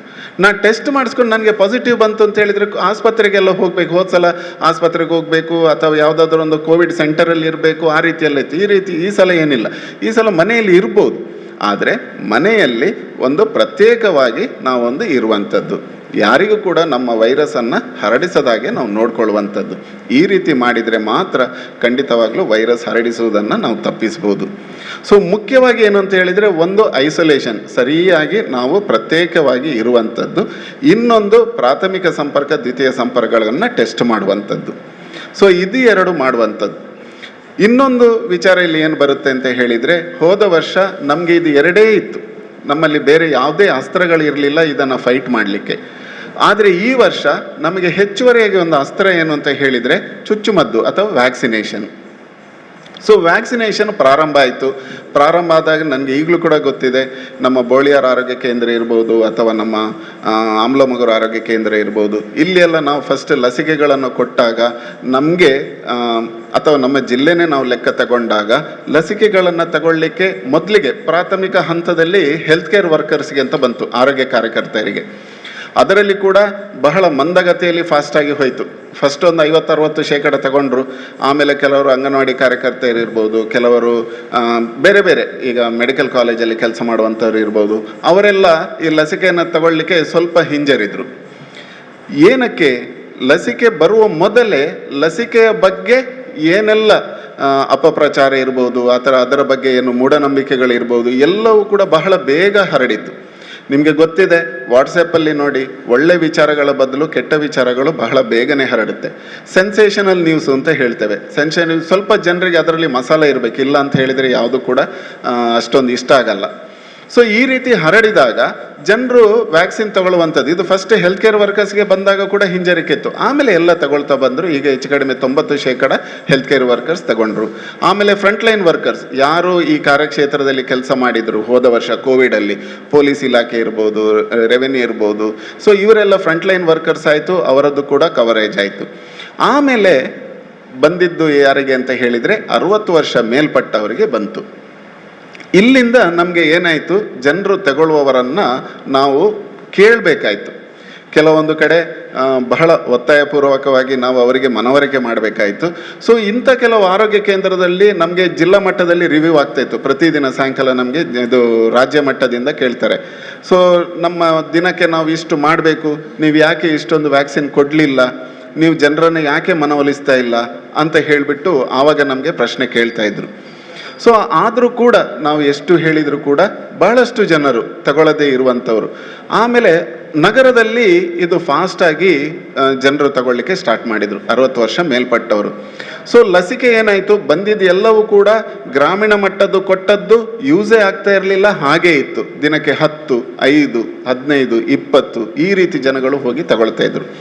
ಅದೇ ನಗರ ಮಟ್ಟದಲ್ಲಿ ಒಂದೊಂದು ಆರೋಗ್ಯ ಕೇಂದ್ರದಲ್ಲಿ 200, 205, ಸೊ ಬಂದ ಲಸಿಕೆಗಳೆಲ್ಲ ಅಲ್ಲಿಗೆ ಹೋಗಲಿಕ್ಕೆ ಶುರುವಾಯಿತು. ಆದರೂ ಕೂಡ ನಮಗೆ ದಿನಕ್ಕೆ 3,500ರಿಂದ 4,000 ಮಾತ್ರ ನಮ್ಮ ಜಿಲ್ಲೆಯಲ್ಲಿ ನಮ್ಮದು ಕವರ್ ಆಗ್ತಾ ಇತ್ತು. ಸೊ ಅದಕ್ಕೆ ತಕ್ಕಂತೆ ವ್ಯಾಕ್ಸಿನ್ ಕೂಡ ಸಪ್ಲೈ ಆಗ್ತಾ ಇತ್ತು. ಸೊ ಆಮೇಲೆ ಏನಾಯಿತು, 45 ವರ್ಷ ಮೇಲ್ಪಟ್ಟ ಕಾಯಿಲೆ ಇರುವವರಿಗೆ ಅಂತ ಬಂತು. ಸೊ ಅಲ್ಲಿ ಕೂಡ ಕೆಲವರಿಗೆ ನಾನು ಲಸಿಕೆ ತಗೊಂಡ್ರೆ ಏನಾದರೂ ತೊಂದರೆ ಆಗುತ್ತಾ, ನನಗೆ ಶುಗರ್ BP ಇದೆ, ನನಗೇನಾದರೂ ತೊಂದರೆ ಆಗುತ್ತಾ, ಹಾರ್ಟಿದು ತೊಂದರೆ ಇದೆ, ನಾನೇ ತೊಂದರೆ ಆಗುತ್ತಾ ಅಂತ ಹೇಳಿಬಿಟ್ಟು ಅದು ಕೂಡ ಭಾಳಷ್ಟು ಜನ ತಗೊಳ್ಳಿಲ್ಲ. ಸೊ ಆದರೂ ಕೂಡ ನಗರದಲ್ಲಿ ಅದು ಕೂಡ ಆಯಿತು. ಆಮೇಲೆ ಏನಾಯಿತು, 45 ವರ್ಷ ಮೇಲ್ಪಟ್ಟು ಕಾಯಿಲೆ ಇಲ್ಲದವರಿಗೆ ಕೂಡ ತಗೋಬಹುದು ಅಂತ ಹೇಳಿಬಿಟ್ಟು 45 ವರ್ಷ ಮೇಲ್ಪಟ್ಟ ಎಲ್ಲರಿಗೂ ಕೂಡ ತಗೋಬಹುದು ಅಂತ ಬಂತು. ಅಷ್ಟೊತ್ತಿಗೆ ಈ ನಮ್ಮ ಕೇಸಿನ ಪ್ರಕರಣಗಳು ಜಾಸ್ತಿ ಆಗ್ತಾ ಹೋಯಿತು. ಇನ್ನೊಂದು ಕಡೆ ಬೇರೆ ದೇಶಗಳಲ್ಲಿ ಈಗಾಗಲೇ ಲಸಿಕೆಯನ್ನು ಪಡೆದುಕೊಂಡು ಈಗಾಗಲೇ ಅವರ 2ನೇ ವೇವ್ ಮುಗಿತಾ ಬಂದಿದೆ. ಅಲ್ಲೆಲ್ಲ ಅಂಕಿಅಂಶಗಳನ್ನು ತಗೊಂಡಾಗ ಯಾರಿಗೆ ಸೋಂಕು ಉಂಟಂತ ಸಂದರ್ಭದಲ್ಲಿ, ಯಾರು ಅದರಲ್ಲಿ ಲಸಿಕೆ ಪಡೆದುಕೊಂಡಿದ್ದಾರೆ, ಲಸಿಕೆ ಪಡೆದುಕೊಂಡಿಲ್ಲ, ಅವರಲ್ಲಿ ಯಾರಿಗೆ ಕಾಂಪ್ಲಿಕೇಶನ್ ಆಗಿದೆ, ಯಾರಿಗೆ ಮರಣ ಆಗಿದೆ ಅನ್ನುವಂಥ ಅಂಕಿಅಂಶಗಳನ್ನು ತಗೊಂಡಾಗ ಬೇರೆ ಬೇರೆ ದೇಶಗಳಲ್ಲಿ, ಅಮೆರಿಕ ಇರ್ಬೋದು, UK ಇರ್ಬೋದು, ಅಲ್ಲಿ ಎಲ್ಲ ಟೆಸ್ಟ್ ಮಾಡುವಾಗ ಲಸಿಕೆ ತಗೊಂಡವರಲ್ಲಿ 0.04% ಮಾತ್ರ ಕಾಂಪ್ಲಿಕೇಶನ್ಗೆ ಹೋಗಿರುವಂಥದ್ದು, ಮರಣ ಆಗಿರುವಂಥದ್ದು ಅದಕ್ಕಿಂತಲೂ ಕಡಿಮೆ. ಕಾಂಪ್ಲಿಕೇಶನ್ಗೆ ಹೋಗಿರುವಂಥದ್ದೇ 0.04. ಯಾಕೆ? ಲಸಿಕೆ ತಗೊಂಡವರಲ್ಲಿ ಹೆಚ್ಚು ಕಡಿಮೆ 85-90% ರೋಗ ನಿರೋಧಕ ಶಕ್ತಿ ಉಂಟಾಗಿದೆ. ಸೊ ಅವರಲ್ಲಿ ಕೂಡ ವೈರಸ್ ಬರುವುದಿಲ್ಲ ಅಂತೇನಿಲ್ಲ, ವೈರಸ್ ಯಾರಿಗೂ ಕೂಡ ಬರ್ಬೋದು. ವೈರಸ್ ಈಗ ಲಸಿಕೆ ತಗೊಂಡ್ರೂ ಕೂಡ ಅವರಲ್ಲಿ ವೈರಸ್ ಬರುವ ಸಾಧ್ಯತೆಗಳಿದೆ. ಆದರೆ ಅವರಲ್ಲಿ ಕಾಯಿಲೆ ಉಂಟು ಮಾಡುವಂಥದ್ದು ಅಥವಾ ಕಾಂಪ್ಲಿಕೇಶನ್ ಉಂಟು ಮಾಡುವಂಥದ್ದು ಅಥವಾ ಮರಣ ಆಗುವಂಥದ್ದು ಆಗುವುದಿಲ್ಲ. ಸೊ ಇದರ ಪರ್ಸೆಂಟೇಜ್ ಬಹಳಷ್ಟು ಕಡಿಮೆ, 0.04. ಅದಕ್ಕೋಸ್ಕರ ಅದು ಪ್ರಚಾರ ಆಗಲಿಕ್ಕೆ ಶುರುವಾಯಿತು. ಆಮೇಲೆ ಲಸಿಕೆಗಳು ಜಾಸ್ತಿಯಾಗಿ ಜನರು ತಗೊಳ್ಳಿಕ್ಕೆ ಶುರು ಮಾಡಿದರು. ಸೊ ಎಲ್ಲ ಕಡೆ ಕೂಡ ಲಸಿಕೆ ಒಮ್ಮೆಲೆ ಸಂಘ ಸಂಸ್ಥೆಗಳು ಬಂದು, ಬೇರೆ ಬೇರೆ ಧಾರ್ಮಿಕ ಮುಖಂಡರು ಬಂದರು. ಸೊ ಅಲ್ಲೆಲ್ಲ ನಾವು ಮಂಗಳೂರಲ್ಲಿ ಕೆಲವು ಕಡೆ ಇರ್ಬೋದು, ಕ್ಯಾಂಪ್ಗಳ ಮುಖಾಂತರ, ಉಪಕೇಂದ್ರಗಳ ಮುಖಾಂತರ ಎಲ್ಲ ಕಡೆ ಲಸಿಕೆ ಕೊಟ್ಟಾಗ ನಮ್ಮದು ಏನು 3-4 ಸಾವಿರ ದಿನಕ್ಕೆ ವ್ಯಾಕ್ಸಿನ್ ಖರ್ಚಾಗ್ತಿತ್ತು, ಒಮ್ಮೆಲೆ 9,000 10,000 ದಿನಕ್ಕೆ ಖರ್ಚಾಗಲಿಕ್ಕೆ ಶುರುವಾಯಿತು. ಆಗೇನಾಯಿತು, ಅಲ್ಲಿ ಲಸಿಕೆ ಪೂರೈಕೆಯಲ್ಲಿ ಸ್ವಲ್ಪ ವ್ಯತ್ಯಯ ಆಗಲಿಕ್ಕೆ ಸ್ಟಾರ್ಟ್ ಆಯಿತು. ಸೊ ಈಗ ಏನಾಗಿದೆ, ಈಗಿನ ಪರಿಸ್ಥಿತಿ ಏನಾಗಿದೆ, ಜನರಿಗೆ ಲಸಿಕೆ ಬೇಕು, ಆದರೆ ಲಸಿಕೆಯಲ್ಲಿ ಅಷ್ಟೊಂದು ಪೂರ್ತಿ ಪ್ರಮಾಣದಲ್ಲಿ ಸಪ್ಲೈ ಆಗ್ತಾ ಇಲ್ಲ. ಸೊ ಈಗ ಎಲ್ಲರಿಗೆ ಲಸಿಕೆ ತಗೊಂಡ್ರೆ ನಾವು ಖಂಡಿತವಾಗ್ಲೂ ನಮ್ಮಲ್ಲಿ ಈ ಕಾಯಿಲೆ ಬರುವಂಥದ್ದು ಅಥವಾ ಕಾಂಪ್ಲಿಕೇಶನ್ ಬರುವಂಥದ್ದು ತಡೆಗಟ್ಟಬಹುದು ಅಂತ ಗೊತ್ತಿದೆ. ಆದರೆ ಲಸಿಕೆಗಳು ಈಗ ಸರಿಯಾಗಿ ಬರ್ತಾ ಇಲ್ಲ. ಏನು ಬರ್ತಾ ಇದೆ ನಮಗೆ ಅದನ್ನು ಒಂದೊಂದು ಆರೋಗ್ಯ ಕೇಂದ್ರಕ್ಕೆ 100 ಕೊಡುವಷ್ಟು ಮಾತ್ರ ಬರ್ತಾ ಇದೆ. ಸೊ ಅದರಲ್ಲಿ ಕೂಡ ಏನಾಗಿದೆ, 2ನೇ ಡೋಸ್ ಈಗಾಗಲೇ ಎಲ್ಲರಿಗೂ ಗೊತ್ತಿದೆ, 2 ಡೋಸನ್ನು ಪಡ್ಕೊಳ್ಳುವಂಥದ್ದು. ಸೊ 1 ಡೋಸ್ ತಗೊಂಡಿದ್ದಾರೆ, ಈಗ ಎಲ್ಲರಿಗೆ ಹೆದರಿಕೆ ಆಗಿದೆ, 2ನೇ ಡೋಸ್ ತಗೊಳ್ಳಿಲ್ಲ ಅಂತ ಹೇಳಿದರೆ ನನ್ನ 1ನೇ ಡೋಸ್ ತಗೊಂಡಿದ್ದು ವೇಸ್ಟ್ ಆಯ್ತೋ ಏನೋ ಅಂತ ಹೇಳ್ಬಿಟ್ಟು. ಯಾಕೆಂದರೆ ಅದು ಕೂಡ ಪ್ರಚಾರ ಆಗ್ತಾ ಉಂಟು. ವಾಟ್ಸಪ್ಪಲ್ಲಿ ಏನು ಬರ್ತಾ ಇದೆ ಅಂತ ಹೇಳಿದರೆ, 1ನೇ ಡೋಸ್ ತಗೊಂಡವರಿಗೆ 28 ದಿವಸದ ನಂತರ 2ನೇ ಡೋಸ್ ತಗೊಳ್ಳಿಲ್ಲ ಅಂತ ಹೇಳಿದರೆ 1ನೇ ಡೋಸ್ ವೇಸ್ಟ್ ಆಗಿ ಹೋಯಿತು, ಸೊ ಅವ್ರು ಇನ್ನೊಂದು ತಗೋಬೇಕು. ಖಂಡಿತವಾಗ್ಲೂ ಆ ರೀತಿ ಏನಿಲ್ಲ. ಲಸಿಕೆ ಅನ್ನುವಂಥ ನಿಮ್ಗೆ ಗೊತ್ತಿದೆ, ಮಕ್ಕಳಿಗೆ ಕೂಡ ನಾವು ಲಸಿಕೆಗಳನ್ನು ಕೊಡ್ತೇವೆ. ಕೆಲವೊಮ್ಮೆ ಡಿಲೇ ಆಗ್ತದೆ, ನಮ್ಮಿಂದ ಡಿಲೇ ಆಗುತ್ತೆ ಅಥವಾ ತಮ್ಮ ಮನೆಯವರಿಂದ ಡಿಲೇ ಆಗುತ್ತೆ, ಏನು ತೊಂದರೆ ಆಗೋದಿಲ್ಲ. ಆದರೆ ಪೂರ್ಣ ಪ್ರಮಾಣದ ಏನು ಅವರಿಗೆ ರೋಗ ನಿರೋಧಕ ಶಕ್ತಿ ಬರಬೇಕು ಅಂತ ಹೇಳಿದರೆ ನಾವು 2 ಲಸಿಕೆಯನ್ನು ತಗೋಬೇಕು. ಸೊ ನಮ್ಮಲ್ಲಿ ಲಸಿಕೆಗೆ 2 ರೀತಿಯಲ್ಲಿದೆ, ಒಂದು ಕೋವ್ಯಾಕ್ಸಿನ್ ಇದೆ, ಒಂದು ಕೋವಿಶೀಲ್ಡ್ ಇದೆ. ಕೋವ್ಯಾಕ್ಸಿನ್ ಮತ್ತು ಕೋವಿಶೀಲ್ಡ್ ಎರಡರಲ್ಲಿ ಕೂಡ ಏನು ರೋಗ ನಿರೋಧಕ ಶಕ್ತಿ ಬರುವಂಥದ್ದು ಸೇಮ್, ಅದರಲ್ಲಿ ಏನು ಡಿಫ್ರೆನ್ಸ್ ಏನಿಲ್ಲ. ಆದರೆ ನಮ್ಮಲ್ಲಿ ಲಸಿಕೆ ಹೆಚ್ಚು ಸಪ್ಲೈ ಆಗ್ತಿರುವಂಥದ್ದು ಕೋವಿಶೀಲ್ಡ್. ಕೋವ್ಯಾಕ್ಸಿನ್ ಅಷ್ಟೊಂದು ಸಪ್ಲೈ ಆಗ್ತಾ ಇಲ್ಲ. ಕೋವ್ಯಾಕ್ಸಿನಿಗೆ 1ನೇ ಮತ್ತು 2ನೇ ಡೋಸ್ನ ಅಂತರ, ಫಸ್ಟ್ ಡೋಸ್ ಕೋವ್ಯಾಕ್ಸಿನ್ ತಗೊಂಡು 4ರಿಂದ 6ನೇ ವಾರ, ಅದೇ ಕೋವಿಶೀಲ್ಡ್ ತಗೊಂಡ್ರೆ ಅದರದ್ದು ಡೋಸನ್ನು 2ನೇ ಡೋಸನ್ನು 6ರಿಂದ 8ನೇ ವಾರ, ಇದರ ಮಧ್ಯೆ ತಗೋಬೇಕು. 1-2 ವಾರ ಹೆಚ್ಚು ಕಡಿಮೆ ಆಯಿತು ಅಂತ ಹೇಳಿದರೆ ಏನು ತೊಂದರೆ ಇಲ್ಲ. ಸೊ ಈ ರೀತಿಯಲ್ಲಿ ಲಸಿಕೆಯನ್ನು ತಗೋಬೇಕಾಗತ್ತೆ. ಸೊ ಇದು ಯಾರಿಗೆ ತಗೋಬಹುದು, ಯಾರು ತಗೋಬಾರ್ದು ಮುಖ್ಯವಾಗಿ ಅಂತ ಹೇಳಿದರೆ ಗರ್ಭಿಣಿ ಮತ್ತು ಬಾಣಂತಿಯರು. ಸೊ ಗರ್ಭಿಣಿ ಮತ್ತು ಬಾಣಂತಿಯರು ಯಾಕೆ ತಗೋಬಾರದು ಎನ್ನುವುದಕ್ಕೆ ಕೂಡ ಕಾರಣ ಏನು ಅಂತ ಹೇಳಿದರೆ, ಅವರಲ್ಲಿ ಇದು ಟ್ರಯಲ್ ಆಗಲಿಲ್ಲ. ಹಾಗೆ ಅಂತ ಹೇಳಿಬಿಟ್ಟು ತಗೊಳ್ಳೇಬಾರ್ದು ಅಂತ ಏನಿಲ್ಲ, ಆದರೂ ಅದನ್ನು ಟ್ರಯಲ್ ಆಗದಿರುವ ಕಾರಣ ತಗೊಳ್ಬೇಡಿ ಅಂತ ಹೇಳ್ತಾರೆ. ಯಾರು? ಗರ್ಭಿಣಿ ಮತ್ತು ಬಾಣಂತಿಯರು. ಮಕ್ಕಳಲ್ಲಿ ಕೂಡ ಟ್ರಯಲ್ ಆಗಲಿಲ್ಲ, ಅದಕ್ಕೋಸ್ಕರ 18 ವರ್ಷ ಕೆಳಗಿನ ಮಕ್ಕಳಿಗೆ ನೀಡಬೇಡಿ ಅಂತ ಹೇಳ್ತಾರೆ. ನೆಕ್ಸ್ಟ್ ಯಾರಿಗೆ ಅಂತ ಹೇಳಿದರೆ ರೋಗ ನಿರೋಧಕ ಶಕ್ತಿ ಕಡಿಮೆ ಇರುವವರು, ಅವರು ಕೂಡ ಇದು ನಾವು ಜೀವಂತ ವೈರಾಣು ಕೊಡುವಂಥದ್ದಲ್ಲ.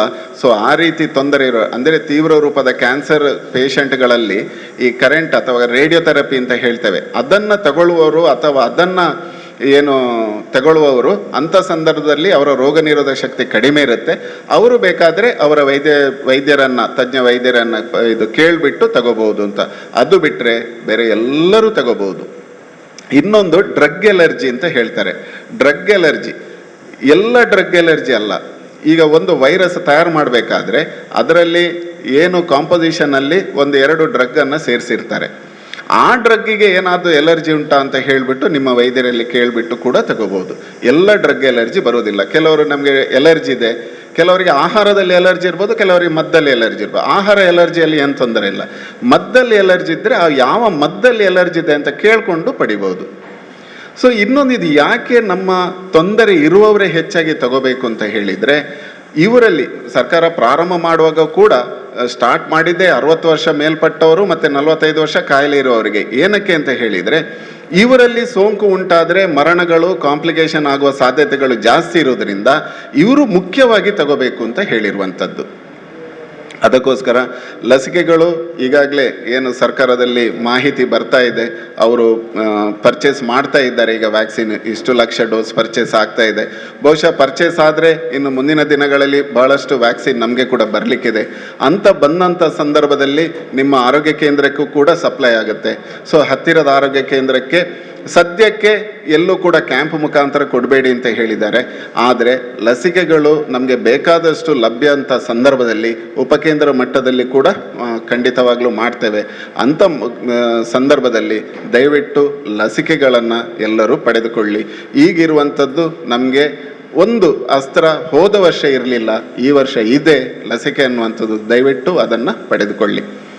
ಇನ್ನೊಂದು ಏನಂತ ಹೇಳಿದರೆ, ನಾನು ಆಗಲೇ ಹೇಳಿದಾಗೆ ಕಾಯಿಲೆ ಅಥವಾ ಒಂದು ಅದರ ನಿಯಂತ್ರಣ, ವೈರಸ್ ನಿಯಂತ್ರಣ ಮತ್ತು ಮರಣಗಳನ್ನು ತಪ್ಪಿಸಲಿಕ್ಕೆ ಒಂದು ಮನೆಯಲ್ಲಿ ನಾವು ಇರುವಂಥ ಸಂದರ್ಭದಲ್ಲಿ ಅಥವಾ ನಾವು ಎಲ್ಲೇ ಹೊರಗಡೆ ಹೋಗುವಂಥ ಸಂದರ್ಭದಲ್ಲಿ ಎಲ್ಲರೂ ಕೂಡ ಮಾಸ್ಕನ್ನು ಹಾಕುವಂಥದ್ದು, ಸರಿಯಾಗಿ ಮಾಸ್ಕನ್ನು ಹಾಕುವಂಥದ್ದು.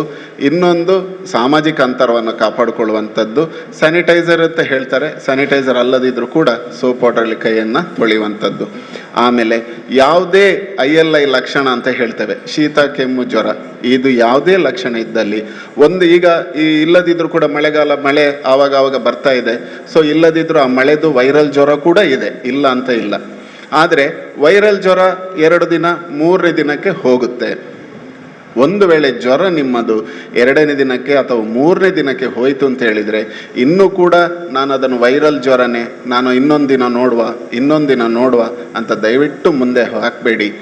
ಮದ್ದು ಇದ್ದರೂ ಇಲ್ಲದಿದ್ದರೂ ಕೂಡ 2ನೇ ದಿನದಿಂದ 3ನೇ ದಿನಕ್ಕೆ ಜ್ವರ ಹೋಯಿತು ಅಂತ ಹೇಳಿದರೆ, ಜ್ವರ ಕಡಿಮೆ ಆಗ್ತಾ ಇಲ್ಲ ಅಂತ ಹೇಳಿದರೆ, ಅಥವಾ ನಿಮ್ಮಲ್ಲಿರುವ ಕೆಮ್ಮು ಕಫ ಲಕ್ಷಣಗಳು ಕಡಿಮೆ ಆಗ್ತಾ ಇಲ್ಲ ಅಂತ ಹೇಳಿದರೆ ದಯವಿಟ್ಟು ಟೆಸ್ಟ್ ಮಾಡಿಸ್ಕೊಳ್ಳಿ. ಟೆಸ್ಟ್ ಮಾಡಿಸಿದರೆ ನಿಮಗೆ 2 ರಿಸಲ್ಟ್ ಬರುವಂಥದ್ದು, ಒಂದು ಪಾಸಿಟಿವ್ ಅಥವಾ ನೆಗೆಟಿವ್. ನಿಮ್ಮಲ್ಲಿ ಇದೆಯೋ ಇಲ್ವೋ, ಇದ್ದರೆ ಲಕ್ಷಣಗಳು ಕಡಿಮೆ ಇದೆ, ಲಕ್ಷಣಗಳು ಇಲ್ಲ, ಆಯಿತು, ಮನೆಯಲ್ಲೇ ಆದಷ್ಟು ಪ್ರತ್ಯೇಕವಾಗಿರಿ. ಬೇರೆಯವರ ಬಗ್ಗೆ ಕೂಡ ಆಲೋಚನೆ ಮಾಡಿ. ಮನೆಯಲ್ಲಿ ನಿಮ್ಮ ಹಿರಿಯರು ಇರ್ಬೋದು, ಮಕ್ಕಳಿರ್ಬೋದು, ಅವರ ಬಗ್ಗೆ ಕೂಡ ಆಲೋಚನೆ ಮಾಡಿ. ಹೋದ ವರ್ಷ ನಮಗೆ ಮಕ್ಕಳಿಗೆ ಹೆಚ್ಚು ಎಫೆಕ್ಟ್ ಆಗ್ತಿರೋದು ನಾವು ಕಂಡಿಲ್ಲ, ಆದರೆ ಈ ವರ್ಷ ಹೆಚ್ಚಾಗಿ ನಾವು ಮಕ್ಕಳಿಗೆ ಕೂಡ ಎಫೆಕ್ಟ್ ಆಗುತ್ತನ್ನು ನಾವು ನೋಡ್ತಾ ಇದ್ದೇವೆ. ಅದಕ್ಕೆ ದಯವಿಟ್ಟು ಜಾಗರೂಕತೆಯಿಂದಿರಿ. ಇನ್ನೊಂದು, ಈಗಾಗಲೇ 2ನೇ ಅಲೆ ನಮ್ಮದು ಏನು ಇದೆಲ್ಲ ತಜ್ಞರ ಸಮೀಕ್ಷೆ ಅಂತ ನಾ ಹೇಳ್ಬೋದು. ಅವರ ಸಮೀಕ್ಷೆ ಅಥವಾ ಅವರ ಲೆಕ್ಕಾಚಾರದ ಪ್ರಕಾರ ನಮ್ಮದು ಮೇ ತಿಂಗಳಲ್ಲಿ ಇನ್ನೂ ಕೂಡ ಪ್ರಕರಣಗಳು ಜಾಸ್ತಿ ಆಗ್ಬೋದು, ಜೂನ್ ಜುಲೈ ಆಗಿ ಕಡಿಮೆ ಆಗ್ಬೋದು, ನೆಕ್ಸ್ಟ್ ಸೆಪ್ಟೆಂಬರ್ ಅಕ್ಟೋಬರ್ ಆಗಿ ಪುನಃ 3ನೇ ಅಲೆ ಅಂತ ಹೇಳ್ತಿದ್ದಾರೆ. ಸೊ ಇದು 3ನೇ ಅಂತಲ್ಲ, ಯಾವುದೇ ವೈರಸ್, ಮೊದಲೊಂದು H1N1 ಇತ್ತು, ಯಾವುದೇ ವೈರಸ್ ಇರ್ಬೋದು, ಅದು ವರ್ಷ ಬರುತ್ತೆ.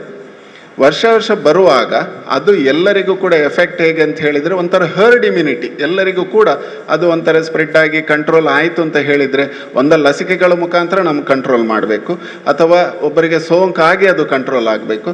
ಅಲ್ಲಿವರೆಗೆ ನಮ್ಮ ಈ ಅಲೆಗಳು ಏನಿದೆ ಬರ್ತಾ ಇರ್ತದೆ. ಸೊ ನಾವು ಮೇನು ಮಾಡಬೇಕಾಗಿರೋದು ಏನು ಅಂತ ಹೇಳಿದರೆ, ನಾವು ಮುಂಜಾಗ್ರತಾ ಕ್ರಮವನ್ನು ವಹಿಸ್ಕೊಳ್ಳೋದು.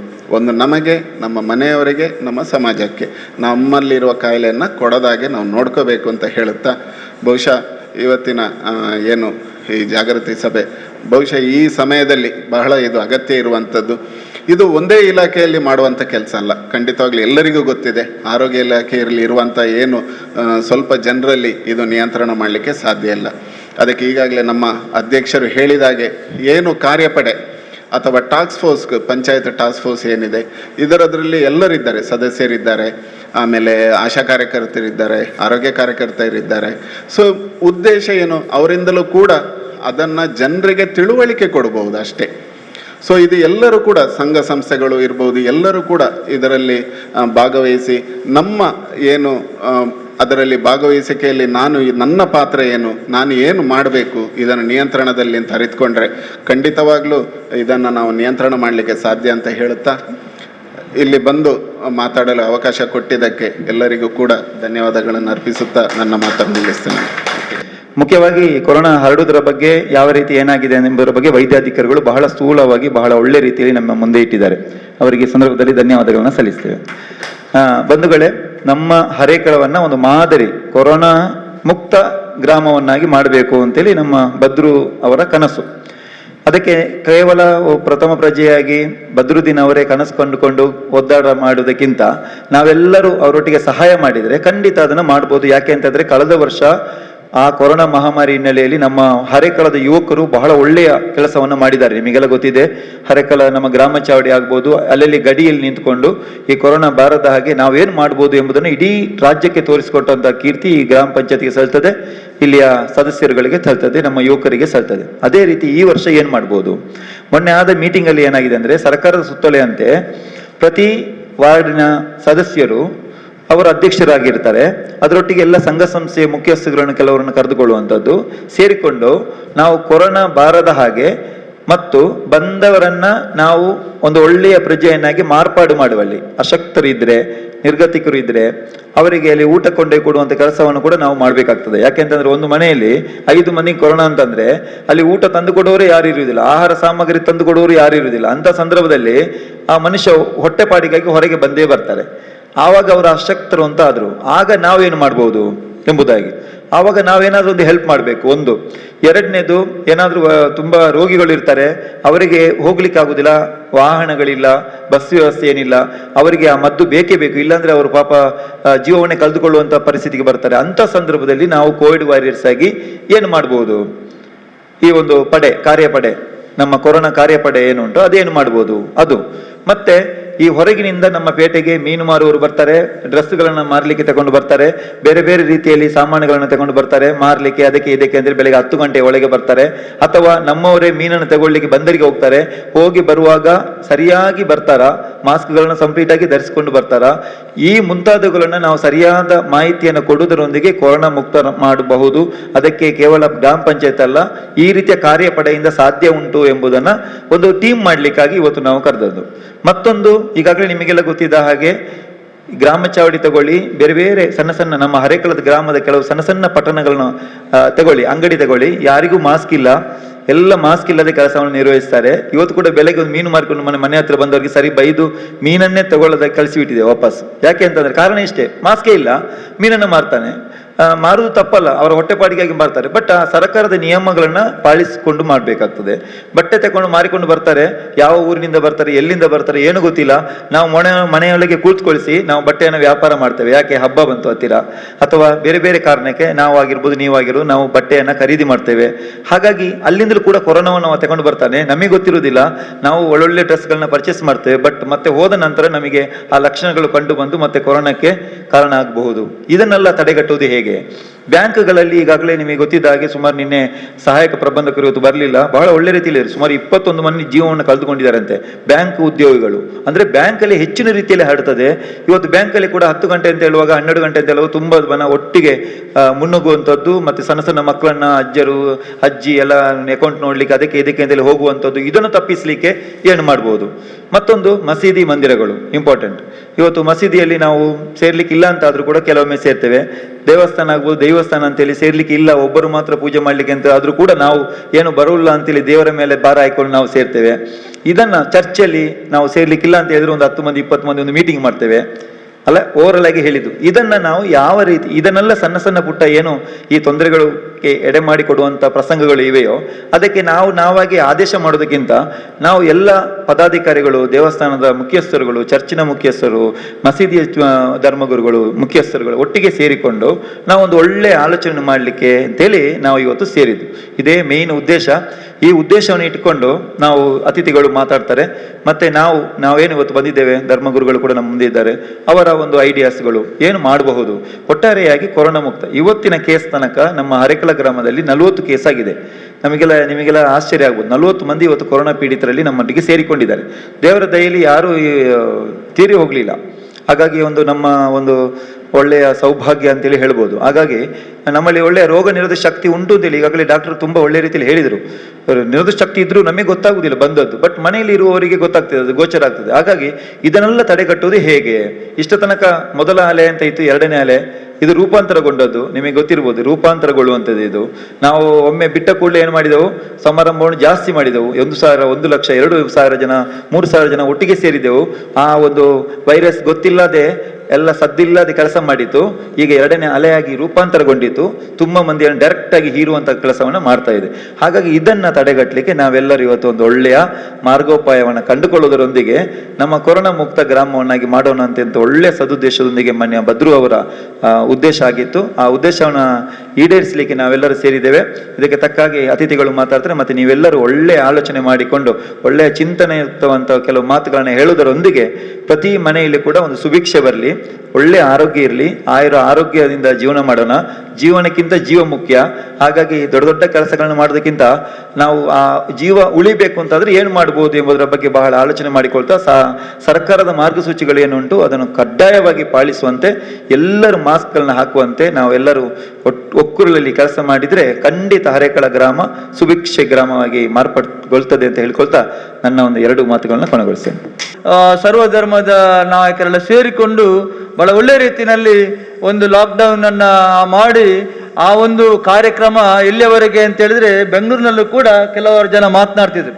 ಈ ಗ್ರಾಮದಲ್ಲಿ ಮಾಡಿದಂತ ಒಂದು ಸೌಹಾರ್ದಯುತವಾದ ಒಂದು ಲಾಕ್ಡೌನ್ ಈ ವರ್ಷ 2ನೇ ಅಲೆಯನ್ನ ಎದುರಿಸುತ್ತಿರುವಂತ ಒಂದು ಸಂದರ್ಭ. ಆವತ್ತೇ ಸರ್ಕಾರ ಬಹಳಷ್ಟು ಇದರ ಬಗ್ಗೆ ಮುನ್ಸೂಚನೆಗಳನ್ನು ಕೊಟ್ಟಿತ್ತು. ಬಹಳಷ್ಟು ಜನ ಆರೋಗ್ಯ ತಜ್ಞರು ಕೂಡ ಹೇಳ್ತಿದ್ರು, ಕೊರೋನಾ ಅಷ್ಟು ಸುಲಭದಲ್ಲಿ ಹೋಗುವಂಥದ್ದಲ್ಲ, ಇದು ನಿಮ್ಮ ಜೀವನ ಪೂರ್ತಿ ಮಾಸ್ಕ್ ಒಂದು ಕಡ್ಡಾಯ ಅಂತ. ಮಾಸ್ಕಿನ ಅಗತ್ಯತೆ ನಮಗೆ ಈಗ ಬಹಳಷ್ಟು ಗೊತ್ತಾಗಿದೆ. ಆವಾಗ ಏನಾಗಿದೆ ಅಂತ ಹೇಳಿದ್ರೆ 1-2 ಜನರ ಒಂದು ಊರಿನಲ್ಲಿ ಬಂದಾಗ ಇಡೀ ಊರೇ ಸೀಲ್ ಡೌನ್ ಮಾಡುವಂಥದ್ದು, ಆ ಒಂದು ಗಾಬರಿ ಆಗೋತಕ್ಕಂಥ ರೀತಿನಲ್ಲಿ ಒಂದು ಕೊರೋನಾ ವೈರಸ್ಸಿನಲ್ಲಿ ಸಿಕ್ಕಿದಂಥ ಮನೆಯವರನ್ನು ಒಂದು ರೀತಿಯಲ್ಲಿ ನಾವು ಅಸ್ಪೃಶ್ಯತೆ ರೀತಿಯಲ್ಲಿ ಕಾಣುವಂಥ ಅಷ್ಟು ಹೆದರಿಕೆಯಲ್ಲಿದ್ರೂ ಕೂಡ ಬರುತ್ತಾ ಏನಾಯಿತು ಅಂತ ಹೇಳಿದ್ರೆ ಹೆದರಿಕೆ ಸ್ವಲ್ಪ ಕಡಿಮೆಯಾಗಿ ಜಾಗೃತಿ ಹೆಚ್ಚಾಯಿತು. ಇದು ಆಗಬೇಕಾದ ಯಾವತ್ತೂ ಕೂಡ ಆ ಮನುಷ್ಯನಿಗೆ ಆರೋಗ್ಯ ಯಾವುದು ವೈರಸ್ ಕಷ್ಟ ಸುಖ ಬರುದು ಮನುಷ್ಯನಿಗೆ ಬರದೆ ಮತ್ತೆ ಯಾರಿಗೆ ಬರುದು. ಆದರೆ ಇರುವಂಥದ್ದು ಏನು ಅಂತ ಹೇಳಿದ್ರೆ ನಮ್ಮ ಒಳಗಡೆ ಆ ಒಂದು ಪ್ರೀತಿ ವಿಶ್ವಾಸ ಅಥವಾ ಯಾರು ಅಶಕ್ತನಾದಾಗ ಅವನಿಗೆ ಶಕ್ತಿಯನ್ನು ತುಂಬುವಂತ ಅಥವಾ ಧೈರ್ಯವನ್ನು ತುಂಬುವಂತ ಕೆಲಸ ನಮ್ಮೆಲ್ಲರಿಂದ ಆಗ್ಬೇಕು. ಇವತ್ತು ಸಾಮಾಜಿಕ ಕಳಕಳಿಯಿಂದ ಸಾಮಾಜಿಕ ಜೀವನವನ್ನು ನಡೆಸುತ್ತಿರುವಂಥ ಸಂದರ್ಭದಲ್ಲಿ ಇವತ್ತು ನನಗೆ ಬಹಳ ಬೇಸರ ಆಯಿತು. 40-36 ನಿನ್ನೆ ಇತ್ತು, ವಾಪಸ್ ಇವತ್ತು 4 ಅದಕ್ಕೆ ಸೇರ್ಪಡೆ ಆಗಿದೆ ಅಂತ ಹೇಳ್ತಾರೆ. 50 ಜನ, ಕಳೆದ ಬಾರಿ 5, ಈ ಸಲ 1 ಸೇರಿದೆ ನಮ್ಮ ಕೊರೋನಾದ ಸೋಂಕಿತರ ಸಂಖ್ಯೆಯಲ್ಲಿ. ನಿಜವಾಗಿ ನಾವೇನು ಭಯ ಪಡಬೇಕಾದಂತೇನಿಲ್ಲ. 2 ಮುಖ್ಯವಾದ ಅಂಶಗಳು ಡಾಕ್ಟರ್ ವೈದ್ಯಾಧಿಕಾರಿ ಹೇಳಿದಂಥದ್ದು. ಒಂದು, ಆ ವ್ಯಕ್ತಿಗೆ ಬಂದಂತ ಅಥವಾ ಸೋಂಕಿತರಂತ ಯಾರು ಹೇಳ್ತಾರೆ ಅವರನ್ನ ಆದಷ್ಟು ಅವರ ಆರೋಗ್ಯವನ್ನು ಕಾಪಾಡುವಂಥದ್ದು ಒಂದು, ಮತ್ತೊಂದು ಇನ್ನೊಬ್ಬರಿಗೆ ಹರಡದಂತೆ ನೋಡುವಂಥದ್ದು. 2 ಬಹಳ ಮುಖ್ಯವಾದಂಥ ವಿಚಾರ. ಇವತ್ತು ಏನಾಗಿದೆ ಅಂತ ಹೇಳಿದ್ರೆ, ನನ್ನೊಬ್ಬರು ಮಿತ್ರ ಮಾತನಾಡುವಾಗ ಹೇಳಿದ್ರು, ಗ್ರಾಮ ಚಾವಡಿಯಲ್ಲಿ ಕೊರೋನಾಕ್ಕೆ ನಿಲ್ಲಿಕ್ಕೆ ಸ್ಥಳ ಇಲ್ಲ ಅಂತ, ಅಂದ್ರೆ ಅಷ್ಟು ಜನ ಸೇರಿದ್ದಾರೆ ಅಂತ. ಇದು ನಮ್ಮ ಬೇಜವಾಬ್ದಾರಿತನ. ನಾವು ಯಾವತ್ತೂ ಕೂಡ ಒಂದು ಜವಾಬ್ದಾರಿಯಿಂದ ನಾವು ಸಾಮಾಜಿಕ ಜೀವನದಲ್ಲಿ ನಾವು ನಮ್ಮ ಜವಾಬ್ದಾರಿಯನ್ನು ನಾವು ನೋಡ್ಬೇಕು. ಇವತ್ತು ಸರ್ಕಾರ ಪದೇ ಹೇಳ್ತಾ ಇದೆ, ಸಾಮಾಜಿಕ ಅಂತರ ಪಾಲಿಸಿ, ಮಾಸ್ಕ್ ಧರಿಸಿ, ಸ್ಯಾನಿಟೈಸರ್ ಉಪಯೋಗ ಮಾಡಿ ಎಲ್ಲವನ್ನು ಹೇಳ್ತಿದ್ದು. 3 ಬಹಳ ಅತ್ಯಗತ್ಯವಾದಂಥ ಅಂಶಗಳು ಈ ಕೊರೋನಾವನ್ನು ಎದುರಿಸಲಿಕ್ಕೆ. ಮಾಸ್ಕನ್ನು ಧರಿಸಬೇಕು, ಸಾಮಾಜಿಕ ಅಂತರವನ್ನು ಪಾಲಿಸಬೇಕು. ಸ್ಯಾನಿಟೈಸರ್ ಇಲ್ಲದೆ ಇದ್ದರೆ ವೈದ್ಯಾಧಿಕಾರಿ ಹೇಳಿದಂತೆ ಸಾಬೂನಿದೆ ನಮ್ಮ ಮನೆಯಲ್ಲಿ, ಆ ಒಂದು 4-5 ಬಾರಿ ಸಾಬೂನನ್ನು ಉಪಯೋಗಿಸಿಕೊಂಡು ಕೈಯನ್ನು ಬಹಳ ಒಳ್ಳೆ ರೀತಿಯಲ್ಲಿ ಶುಚಿತ್ವವನ್ನು ಕಾಪಾಡಿಕೊಳ್ಳುವಂಥದ್ದು ಬಹಳ ಮುಖ್ಯ. ನಾನು ಹೇಳುವಂಥದ್ದು, ನಾನು ನನ್ನ ದೇಹಾರೋಗ್ಯವನ್ನು ಕಾಪಾಡಿಕೊಂಡು ಸಮಾಜದ ಜನರ ದೇಹಾರೋಗ್ಯವನ್ನು ಕಾಪಾಡಲು ಯಾವ ರೀತಿ ನಾನು ಕೆಲಸವನ್ನು ಮಾಡಬಹುದು, ಬಹಳ ಮುಖ್ಯವಾಗಿ ನನ್ನ ಮನೆಯಲ್ಲಿ ನಾನು ಯಾವ ರೀತಿ ಆ ಒಂದು ಕೊರೋನಾ ಬಾರದ ರೀತಿಯಲ್ಲಿ ನಾವು ನೋಡ್ಕೊಳ್ಬಹುದು ಎಂಬುದನ್ನು ಬಹಳ ಜವಾಬ್ದಾರಿಯಿಂದ ನಾವು ಕೆಲಸವನ್ನು ಮಾಡಬೇಕಾಗಿದೆ. ನಾವು ನಿಜವಾಗಿಯೂ ಕೂಡ ಕೊರೋನಾ ಏನು ಮಾಡಿಲ್ಲ, ಕೊರೋನಾವನ್ನು ಸಾಕುವುದು ನಾವೇ. ಈಗ ಜನಗಳೇ ಹೊತ್ತುಕೊಂಡು ತಿರುಗಾಡ್ತಾರೆ ಕೊರೋನಾವನ್ನು. ಆದ್ದರಿಂದ ನಮ್ಮಲ್ಲಿ ಜಾಗೃತಿ ಬರಬೇಕು. ನಮ್ಮಲ್ಲಿ ಸ್ವಜಾಗೃತಿ ಇದ್ದರೆ ಖಂಡಿತವಾಗಿಯೂ ನಾವು ಕೊರೋನಾವನ್ನು ಎದುರಿಸುವಂತಹದ್ದು ಖಂಡಿತವಾಗಿಯೂ ನಾವು ಮಾಡ್ಬೋದು. ಈಗ ವೈದ್ಯಾಧಿಕಾರಿ ಬಹಳಷ್ಟು ವಿಚಾರಗಳು ಹೇಳಿದ್ರು, ಲಸಿಕೆಯ ಬಗ್ಗೆ ಹೇಳಿದರು, ನಾವು ಯಾವ ರೀತಿ ಕೊರೋನಾದ ಇರತಕ್ಕಂಥ ಈ ಸಂದರ್ಭದಲ್ಲಿ ಯಾವ ರೀತಿ ನಾವು ಇರಬೇಕು ಎಂಬುದನ್ನು ಕೂಡ ಬಹಳ ಒಳ್ಳೆ ರೀತಿಯಲ್ಲಿ ಹೇಳಿದ್ದಾರೆ. ಅವರು ಹೇಳಿದಂಥ ಎಲ್ಲ ವಿಚಾರಗಳನ್ನು ನಾವು ಅಳವಡಿಸ್ಕೊಳ್ಬೇಕು. ಇವತ್ತು ಬಹಳ ಮುಖ್ಯವಾಗಿ ನಾವು ಯಾವುದೇ ಸಭೆ ಸಮಾರಂಭಗಳು ಎಲ್ಲವೂ ಕೂಡ ನಿಲ್ಲಿಸಬೇಕು. ನಾವು ಮನೆಯನ್ನು ಅಷ್ಟು ಅಗತ್ಯ ಇದ್ದರೆ ಮಾತ್ರ ನಾವು ಮನೆ ಬಿಟ್ಟು ಬರಬೇಕು. ನಾನು ಇವತ್ತು ಬಂದಿದ್ದೇನೆ ಯಾಕೆಂತಂದರೆ ಸಭೆ ಇತ್ತು, ಇದಕ್ಕೆ ಬರಲೇಬೇಕು. ನನ್ನ ಊರು, ನನ್ನ ಗ್ರಾಮದ ಜನರ ಆರೋಗ್ಯವನ್ನು ಕಾಪಾಡುವಂಥ ದೃಷ್ಟಿಯಲ್ಲಿ ಮಾಡುವಂಥ ಕೆಲಸದಲ್ಲಿ ಕೈ ಜೋಡಿಸುವಂಥ ನನ್ನ ಆದ್ಯ ಕರ್ತವ್ಯವೂ ಕೂಡ. ಆ ನಿಟ್ಟಿನಲ್ಲಿ ನಾನು ಇಲ್ಲಿಗೆ ಬಂದಿದ್ದೇನೆ. ಬಂದಾಗಲೂ ಕೂಡ ಬಹಳ ವ್ಯವಸ್ಥಿತವಾಗಿ ವೇದಿಕೆಯನ್ನು ರಚನೆ ಮಾಡಿದ್ದೀರಿ, ಎದುರುಗಡೆ ನೀವು ಕೂತಿದ್ದೀರಿ. ಈ ರೀತಿಯನ್ನು ಮಾಡಿದಾಗ ಏನಾಗ್ತದೆ, ಕೊರೋನಾ ನಮಗೆ ಹೆದರ್ತದೆ, ನಾವು ಕೊರೋನಾವನ್ನು ಎದುರಿಸಲಿಕ್ಕೆ ಸಾಧ್ಯತೆ ಇದೆ. ಆ ನಿಟ್ಟಿನಲ್ಲಿ ನಾವೆಲ್ಲರೂ ಕೂಡ ಕೆಲಸವನ್ನು ಮಾಡಬೇಕಾಗಿದೆ. ಇವತ್ತು ಸರ್ಕಾರ ಕೊಟ್ಟಂಥ ನಿಯಮಗಳನ್ನು ಕಡ್ಡಾಯವಾಗಿ ಪಾಲಿಸಬೇಕು. ನಾನು 4 ಜನರ 10 ಜನರ ಹೇಳುದು, ಇಲ್ಲಿ ಬಂದಿರುವವರು ನೀವೊಂದು 10 ಜನರಿಗೆ ಹೇಳುವಂಥದ್ದು. ಇವತ್ತು ನಮ್ಮ ಬಹಳ ಒಳ್ಳೊಳ್ಳೆಯ ಗ್ರಾಮ ಪಂಚಾಯತ್ನ ಅಧ್ಯಕ್ಷರಿದ್ದಾರೆ, ನಮ್ಮ ಸದಸ್ಯರಿದ್ದಾರೆ. ಇಡೀ ಗ್ರಾಮದ ಜವಾಬ್ದಾರಿಯನ್ನು ಅವರು ತೆಗೊಳ್ಬೇಕಾಗ್ತದೆ. ಯಾಕೆ ಅಂತ ಹೇಳಿದ್ರೆ ಅವರ ಜೊತೆ ನಾವು ಸೇರಬೇಕಾಗ್ತದೆ. ಇವತ್ತು ಪ್ರತಿಯೊಬ್ಬ ಗ್ರಾಮದ ಸದಸ್ಯನು, ಪಂಚಾಯತಿನ ಸದಸ್ಯ ಅವರ ವಾರ್ಡಿನಲ್ಲಿ ಇರತಕ್ಕಂಥ ಜನರಲ್ಲಿ ಹೋಗಿ ಆ ಮನೆಗೆ ಭೇಟಿಯನ್ನು ಕೊಡುವ ಸಂದರ್ಭದಲ್ಲಿ ಮಾಸ್ಕನ್ನು ಹೋಗುವಾಗ ಕೂಡ ನಾವು ಜಾಗ್ರತೆಯಿಂದ ಹೋಗಬೇಕು. ನಾವು ನಮ್ಮ ಜಾಗೃತಿ ಅಂದರೆ ಭಯ ಅಂತ ಅಲ್ಲ, ಅದಕ್ಕೆ ಒಂದು ಪ್ರತಿರೋಧವನ್ನು ಮಾಡಿಕೊಂಡು ನಾವು ಹೋಗಬೇಕಾಗ್ತದೆ. ಎಲ್ಲ ಜನರಿಗೆ ನಾವು ಯಾವ ರೀತಿ ಅಂತ ಹೇಳಿದ್ರೆ ಈ ರೀತಿ ಇದೆ, ಈ ರೀತಿ ನಮ್ಮ ಜನರಿಗೆ ಎಷ್ಟು ಹೇಳಿದ್ರು ಅದು ಹೋಗುದು ತಲೆಗೇನೆ ಹೋಗುದಿಲ್ಲ. ನಾವು ನೋಡ್ತೀವಿ. ಒಂದು ಆ ಬಟ್ಟೆಯ ಅಂಗಡಿಯ ಬಗ್ಗೆ ಉದಾಹರಣೆ ಕೊಟ್ಟರು, ದೇವಸ್ಥಾನದ ಬಗ್ಗೆ, ಮಸೀದಿ, ಚರ್ಚ್ ಎಲ್ಲವೂ ಕೂಡ ಜೀವ ಇದ್ದರೆ ಜೀವನ ಅಲ್ವಾ? ಜೀವ ಇದ್ದರೆ ಜೀವನ, ಇಲ್ಲದ್ರೆ ಏನೂ ಇಲ್ಲ. ಆದ್ರಿಂದ ಅದನ್ನು ಎದುರಿಸುವಂಥ ಜವಾಬ್ದಾರಿ ನಮಗೆ ಇದೆ. ಖಂಡಿತವಾಗಿಯೂ ನಾವೆಲ್ಲರೂ ಕೂಡ ಸಾಮಾಜಿಕ, ಇಲ್ಲಿ ಇರತಕ್ಕಂಥವ್ರು, ನನಗೆ ಬಹಳ ಎಲ್ಲ ಮುಖಗಳು ಕೂಡ ಕಳೆದ ಬಾರಿ ನಮ್ಮ ಲಾಕ್ಡೌನ್ ಸಂದರ್ಭದಲ್ಲಿ ಎಲ್ಲರೂ ಕೂಡ ಬಹಳ ಒಳ್ಳೆ ರೀತಿಯಲ್ಲಿ ಸಹಕಾರವನ್ನು ಕೊಟ್ಟವರು. ಈ ಸಭೆಗೆ ಬೇಕಾದ್ದು ಕೂಡ ನಿಮ್ಮಂಥವರೇ ಬೇಕಾಗಿರೋದು. ನಮ್ಮಲ್ಲಿ ಸಾಮಾಜಿಕ ಕಳಕಳಿ ಇದೆ. ಇನ್ನೊಬ್ಬರಿಗೆ ಹೇಳಿ ಅದನ್ನು ಜನರನ್ನು ಸರಿದಾರಿಗೆ ತರುವಂಥ ಕೆಲಸ ನಾವು ಮಾಡಬೇಕಾಗ್ತದೆ. ಕೆಲವು ಜನರಿಗೆ ಅದು ಹೇಳಲಿಕ್ಕೆ ಆಗೋದಿಲ್ಲ. ಈಗ ನಮ್ಮ ಕೈಯ 5 ಬೆರಳು ಒಂದೇ ರೀತಿ ಇರ್ತದ, ಅದನ್ನು ಒಟ್ಟು ಮಾಡಿದಾಗ ಒಂದೇ ರೀತಿ ಬರ್ತದೆ ನೋಡಿ. ಹಾಗೆ ನಾವು ಒಗ್ಗಟ್ಟಾಗಿ ಕೆಲಸವನ್ನು ಇವತ್ತು ಮಾಡಬೇಕಾಗಿದೆ. ಈ ಕೊರೋನಾ ಮಹಾಮಾರಿಯನ್ನು ಈಗ ನನಗೆ ಇವತ್ತಿನ ಪೇಪರಲ್ಲಿ ನೋಡೋ ಬಹಳ ಇನ್ನು 4ನೇ ಅಲೆ 6ನೇ ಅಲೆ ಏನು ಇದು ಕತೆ ಅಂತ ಹೇಳಲಿಕ್ಕೆ. ಆದ್ದರಿಂದ ಇದೆಲ್ಲವನ್ನು ಕೂಡ ನಾವು ಜನರಿಗೆ ತಿಳಿಸುವಂಥ ಕೆಲಸ ಆಗಬೇಕಾಗಿದೆ.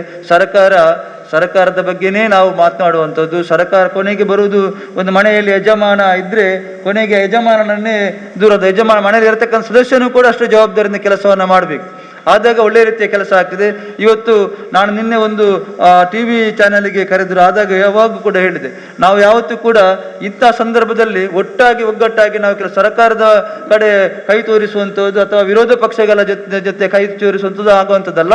ಎಲ್ಲರೂ ಕೂಡ, ಅದು ಪಕ್ಷ ಇರ್ಬೋದು, ಧರ್ಮ ಇರ್ಬೋದು, ಜಾತಿ ಯಾವುದು ಕೂಡ ಲೆಕ್ಕಕ್ಕೆ ಬರುವುದಿಲ್ಲ. ನಾವು ನಾಳೆ ಆ ಒಂದು ಕೊರೋನಾ ಸಂದರ್ಭದಲ್ಲಿ ಮೃತರಾದಾಗ ಆ ಶವ ಸಂಸ್ಕಾರ ಮಾಡಿ ಈ ಬಾರಿ ಸ್ವಲ್ಪ ಸುಧಾರಣೆ ಆಗಿದೆ.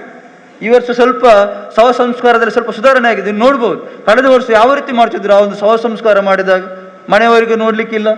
ಮನೆಯವರು ಯಾರ್ಯಾರ ಎಷ್ಟರವರೆಗೆ ಅಂತ ಹೇಳಿದ್ರೆ ಸತ್ತ ಹೆಣವನ್ನು ಕೂಡ ನಮಗೆ ಬೇಡ ಅಂತ ಹೇಳಿದವರು ಕೂಡ ಇದ್ದಾರೆ. ಮನೆಯವರೇ ಇದ್ದಾರೆ. ಮನೆಯಲ್ಲಿ ಮುಟ್ಲಿಕ್ಕೆ ಬಿಡುದಿಲ್ಲ. ಮತ್ತೊಂದು ಸತ್ತ ಹೆಣವು ಕೂಡ ನಮ್ಗೆ ಬೇಡ ಅಂತ ಹೇಳಿದವರು ಕೂಡ ಹೆದರಿಕೆಯಿಂದ.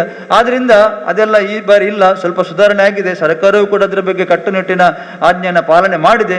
ಆದ್ರಿಂದ ಬಹಳ ಒಳ್ಳೆಯ ರೀತಿಯಲ್ಲಿ ನಾವೆಲ್ಲರೂ ಕೂಡ ಈ ಒಂದು ಕೊರೋನಾ ಈ ಮಹಾಮಾರಿಯನ್ನ, ಕಣ್ಣಿಗೆ ಕಾಣದಂಥ ವೈರಸ್ಸು ಕೊರೋನಾ ಅಂತ ಹೇಳಿದ್ರೆ, ಕೆಲವು ಯಾವ ರೀತಿ ಒಂದು ತಂದೆ ತಾಯಿಗೆ ಒಂದು 5-6 ಮಕ್ಕಳಿದ್ರೆ ಎಲ್ಲ ಮಕ್ಕಳು ಒಂದೇ ಥರ ಇರುವುದಿಲ್ಲ. ಕೆಲವು ಮಕ್ಕಳು ಸ್ವಲ್ಪ ಶಕ್ತಿಶಾಲಿಯಾಗಿ ದೃಢಕಾಯ ಹೊಂದಿರಬಹುದು, ಕೆಲವರು ಏನು ಕೂಡದವರು ಇರ್ಬೋದು, ವೀಕ್ ಆಗಿ. ಆ ರೀತಿ ವೈರಸ್ಸುಗಳಿರ್ತದೆ. ಆ ಬಲಿಷ್ಠ ಇರತಕ್ಕಂಥ ವೈರಸ್ಸುಗಳು ಸ್ವಲ್ಪ ಮನುಷ್ಯನ ದೇಹದಲ್ಲಿ ಸ್ವಲ್ಪ ಜೋರು ಉಪದ್ರವ ಮಾಡಬಹುದು. ಆವಾಗ ಅವನಿಗೆ ಬಹಳಷ್ಟು ಅನಾರೋಗ್ಯಕ್ಕೆ ಈಡಾಗುವಂಥ ಪರಿಸ್ಥಿತಿ ಇರಬಹುದು. ಆ ರೀತಿ ನನ್ನಲ್ಲಿ ಏನಿದ್ರೂ ಕೂಡ ಬಹಳ ಒಳ್ಳೆಯ ರೀತಿಯಲ್ಲಿ ನಾವೆಲ್ಲರೂ ಕೂಡ ಧೈರ್ಯ ಕೆಡದೆ ಧೈರ್ಯದಿಂದ ಎದುರಿಸುವಂಥ ಕೆಲಸ ಆಗಬೇಕು. ಬಿಸಿ ಬಿಸಿ ನೀರನ್ನು ನಾವು ಕುಡಿಬೇಕು. ರೋಗ ನಿರೋಧಕ ಶಕ್ತಿ ಇರತಕ್ಕಂಥ ಆಹಾರವನ್ನು ಸೇವಿಸಬೇಕು. ನಮಗೆ ಗೊತ್ತಿದೆ ರೋಗ ನಿರೋಧಕ ಇರತಕ್ಕಂಥ ಆಹಾರಗಳು ಯಾವುದು, ದವಸ ಧಾನ್ಯಗಳು, ಸೊಪ್ಪು ತರಕಾರಿ. ಆದಷ್ಟು ನಾನ್ ವೆಜ್ಜನ್ನು ಸ್ವಲ್ಪ ಸಮಯ ಬಿಟ್ಟರೂ ಕೂಡ ಒಳ್ಳೆಯದು ಅಂತ ತಜ್ಞರು ಹೇಳ್ತಾರೆ. ಅದರ ಜೊತೆಗೆ ನಮ್ಮ ಈ ಬಿಸಿ ನೀರಿನ ಸ್ಟೀಮ್ ಅಂತ ಹೇಳ್ತೀವಿ ನಾವು, ಬಿಸಿ ನೀರಿನ ಹವೆಯನ್ನು 2-3 ಬಾರಿ ಹೊರಗಡೆ ಹೋಗುವವರು ದಿವಸಕ್ಕೆ 2 ಬಾರಿ ಕೂಡ ತೆಕ್ಕೊಂಡ್ರೆ ಒಳ್ಳೆಯದು. ಬಹಳ ಒಳ್ಳೆಯ ರೀತಿಯ ಒಂದು, ಅದು ಏನು ಖರ್ಚು ವೆಚ್ಚ ಇಲ್ಲದೆ ಆಗುವಂಥ ಮದ್ದು. ಮನೆಯಲ್ಲಿ ಬಿಸಿ ಬಿಸಿ ನೀರನ್ನು ಒಂದು ಟವೆಲನ್ನು ತಲೆಗೆ ಫುಲ್ ಕವರ್ ಮಾಡಿ ಮೂಗಿನಲ್ಲಿ, ಮತ್ತು ಅದು ಯಾಕೆ ಅಂತ ಹೇಳಿದ್ರೆ ಈ ಕೊರೋನಾ ವೈರಸ್ಸು ಏನಂತ ಹೇಳಿದ್ರೆ, ನಾನು ಎಲ್ಲ ಒಂದು ಓದಿದ ನೆನಪು, ಒಂದು ವ್ಯಕ್ತಿಗೆ ಅದು ತಗುಲಿದ್ರೆ 5 ದಿವಸ ನಿಲ್ತದೆ, ಒಂದು ಗಂಟಲಿನ ಭಾಗದಲ್ಲಿ ಮತ್ತು ಮೂಗಿನ ಭಾಗದಲ್ಲಿ ಈ ರೀತಿಯಾದ ಹವೆಯನ್ನು ತೆಕ್ಕೊಂಡಾಗ ಅದು ಸಾಯ್ತಿದೆ ಅಂತೇಳಿ ನಾನು ಎಲ್ಲ ಓದಿದ ನೆನಪು. ಇದಕ್ಕೆಲ್ಲ ನನಗೆ ಹಣ ಖರ್ಚು ಮಾಡಲಿಕ್ಕಿಲ್ಲ, ಮನೆಯಲ್ಲೇ ಮಾಡಿ 2-3 ಬಾರಿ ನೀರಿನ ಆವಿಯನ್ನು ಅಥವಾ ಸ್ಟೀಮನ್ನು ತೆಕ್ಕೊಳ್ಳೋದು ಬಹಳ ಒಳ್ಳೆಯದು. ಈ ರೀತಿಯಾಗಿ ಮಾಡಿ ನಾವು ನಮ್ಮ ಜಾಗೃತೆಯನ್ನು ಮಾಡಿ. ಇನ್ನು ನೋಡಿ, ಮಕ್ಕಳಿಗೆ ಬಂದರೆ ಏನು ಕತೆ, ಡಾಕ್ಟರ್ ಹೇಳಿದ್ರು ಈಗ ಮಕ್ಕಳಿಗೂ ಕೂಡ ಹರಡ್ತದೆ ಅಂತೇಳಿ. ಇದನ್ನು ಮತ್ತೆ ನಿಲ್ಲಿಸಲಿಕ್ಕೆ ಸಾಧ್ಯತೆ ಇಲ್ಲ. ಆದ್ದರಿಂದ ಈಗಲೇ ನಾವು ಜಾಗೃತರಾಗಬೇಕು.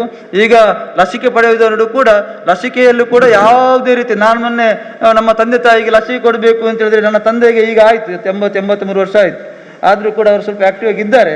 ನಾನು ಲಸಿಕೆ ಕೊಟ್ಟರೆ ಮತ್ತೊಂದು ಸ್ವಲ್ಪ ಜ್ವರ ಹೇಳೋದು ಕೇಳಿದ್ರೆ ನಾನು ನನ್ನ ತಜ್ಞ ಡಾಕ್ಟರ್ಸ್ ಹತ್ರ ಕೇಳಿದೆ, ನನಗೆ ಗೊತ್ತಿತ್ತು ಆದರೂ ಕೇಳಿದೆ. ಅವರು ಹೇಳಿದ್ರು ಕೊಡಲೇಬೇಕು ಅಂತ. ಅದು ಲಸಿಕೆ ನಾವು ತಗೊಳ್ಳೇಬೇಕು. ಲಸಿಕೆ ಬಂದಾಗ ನಮ್ಮ ಕೇಂದ್ರಗಳಲ್ಲಿ, ಆರೋಗ್ಯ ಕೇಂದ್ರಗಳಲ್ಲಿ, ಅದು BP ಇರಲಿ, ಶುಗರ್ ಇರಲಿ, ಯಾರು ಕೂಡ ಲಸಿಕೆ ತಗೊಳ್ಳಿಕ್ಕೆ ಯಾವುದೇ ರೀತಿಯ ಹಿಂದೆ ಮುಂದೆ ನೋಡುವಂಥ ಅವಶ್ಯಕತೆ ಇಲ್ಲ. ಲಸಿಕೆಯನ್ನು ಇವತ್ತು ಅಮೆರಿಕದ ಒಬ್ಬರು, ನಿನ್ನೆ ನಾನು ನೋಡಿದೆ, ಅದರ ಲೈವ್ ವಿಡಿಯೋ ಕೂಡ ನೋಡಿದೆ. ಒಬ್ಬರು ತಜ್ಞರು ಹೇಳ್ತಾರೆ, ಇಂಡಿಯಾದಿಂದ ಬರತಕ್ಕಂಥ ಕೋವ್ಯಾಕ್ಸಿನ್ ಅದು ಬಹಳ ಪರಿಣಾಮಕಾರಿ ಅಂತ. ಕೋವಿಶೀಲ್ಡ್ ಮತ್ತು ಕೋವ್ಯಾಕ್ಸಿನ್ 2 ಇದೆ. ಕೋವ್ಯಾಕ್ಸಿನ್ ಕೂಡ ಬಹಳ ಪರಿಣಾಮಕಾರಿಯಾಗಿದೆ ಈ ಒಂದು ವೈರಸ್ಸಿನ ವಿರುದ್ಧ ಹೋರಾಟವನ್ನು ಮಾಡುವುದರಲ್ಲಿ. 2ನೇ ಲಸಿಕೆಯನ್ನು ತಗೊಂಡ್ರೆ ಬರುವುದಿಲ್ಲ ಅಂತಲ್ಲ, ಬಂದರೆ ಈಗ ಯಾರಿಗೆ ಉಂಟು ಯಾರಿಗೆ ಇಲ್ಲ ಅಂತ ಹೇಳಲಿಕ್ಕೆ ಆಗೋದಿಲ್ಲ. ಈಗ ಟೆಸ್ಟ್ ಮಾಡಿದ್ರೆ ಎಲ್ರಿಗೂ ಇರ್ಬೋದು. ಅವರಲ್ಲಿ ಏನಾಗಿದೆ ಅಂತಂದರೆ, ಅವರಲ್ಲಿ ಇರತಕ್ಕಂಥ ರೋಗ ನಿರೋಧಕ ಶಕ್ತಿ ಇದ್ದದ್ರಿಂದ ಕೊರೋನಾ ವೈರಸ್ಸಿಗೆ ಅವರ ಶರೀರದಲ್ಲಿ ಅಷ್ಟು ಕೆಲಸವನ್ನು ಮಾಡಲಿಕ್ಕೆ ಅಲ್ಲಿ ಸಾಧ್ಯತೆ ಬಲಿಷ್ಠವಾಗಿರ್ತಾರೆ. ಈ ಕೋವ್ಯಾಕ್ಸಿನ್ ಅಥವಾ ಕೋವಿಶೀಲ್ಡನ್ನು ತೆಕೊಂಡ್ರೆ ಮತ್ತಷ್ಟು ರೋಗ ನಿರೋಧಕ ಶಕ್ತಿ ನಮ್ಮಲ್ಲಿ ಹೆಚ್ಚಾಗ್ತದೆ. ಇದು ಬಹಳ ನನಗನ್ನಿಸ್ತದೆ, ಇಡೀ ದೇಶದಲ್ಲಿ ಎಲ್ಲರೂ ಕೂಡ ಕೊರೋನಾದ 2 ಲಸಿಕೆಗಳಲ್ಲಿ ಯಾವುದಾದ್ರು ಒಂದನ್ನು 2 ಡೋಸನ್ನು ತೆಕೊಂಡ್ರೆ ಖಂಡಿತವಾಗಿಯೂ ನಾವು ಇದರ ವಿರುದ್ಧ ಜಯಗಳಿಸಲಿಕ್ಕೆ ಸಾಧ್ಯತೆ ಇದೆ.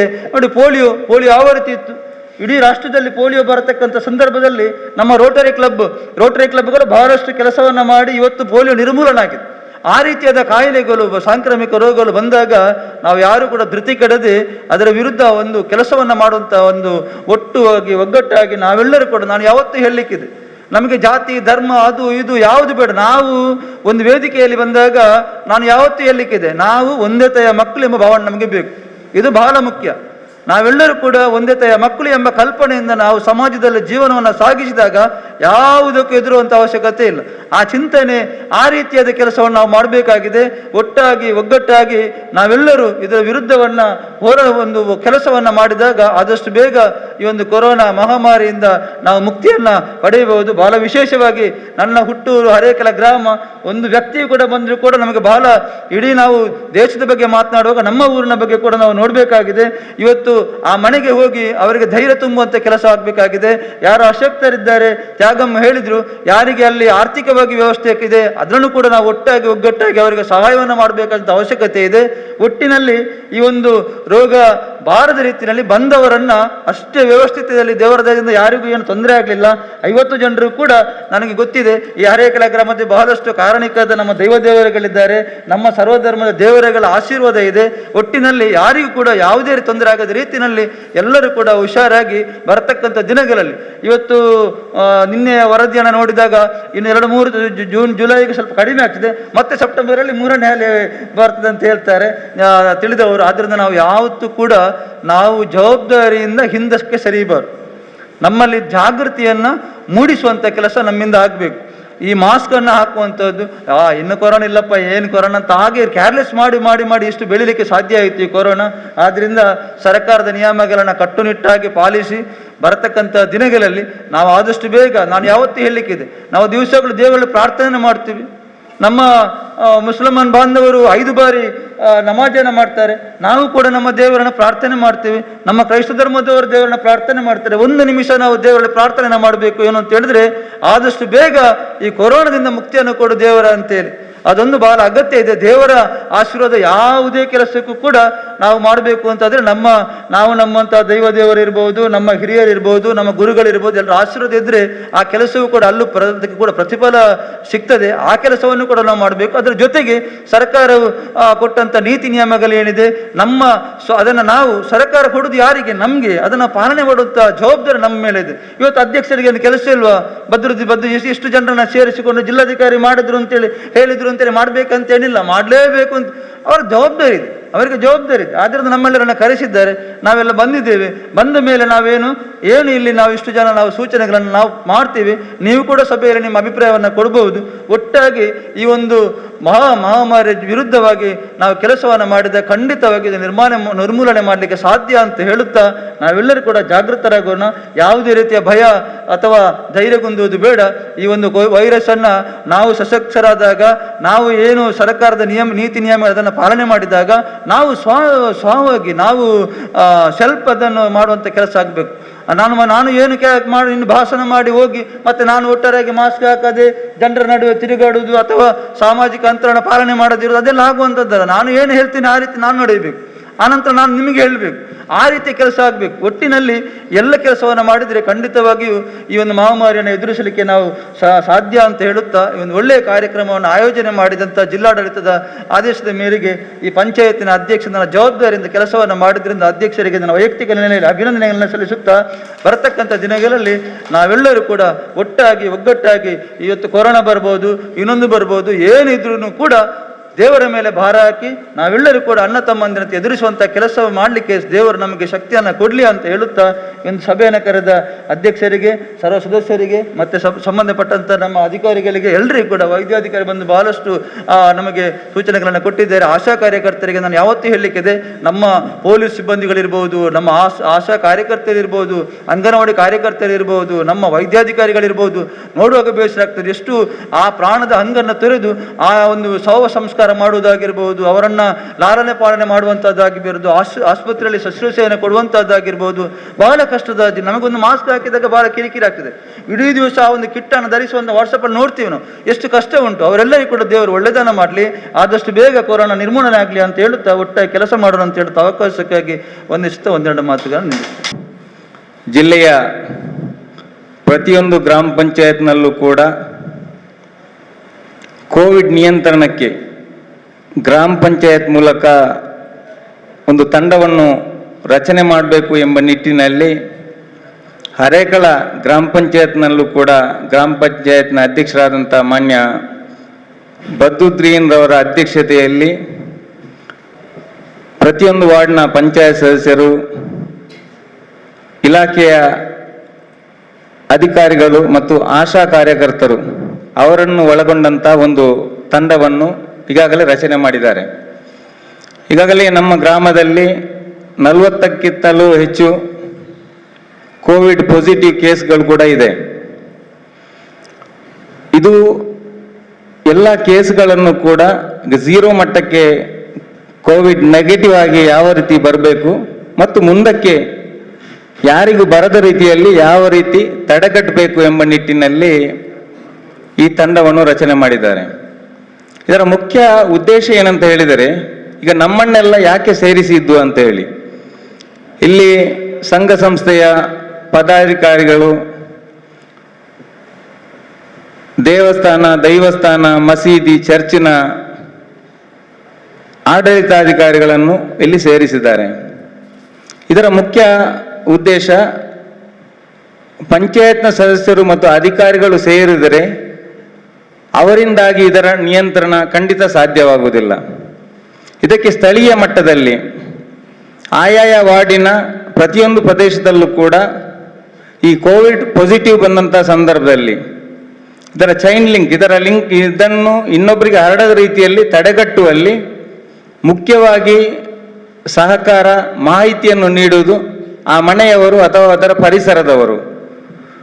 ಪರಿಸರದವರ ಜವಾಬ್ದಾರಿ ಇದರಲ್ಲಿ ಬಹಳಷ್ಟಿದೆ. ಅವರ ಸಹಕಾರ ಇದ್ದಾಗ ಮಾತ್ರ ಇದನ್ನು ನಿಯಂತ್ರಣ ಮಾಡಬಹುದು.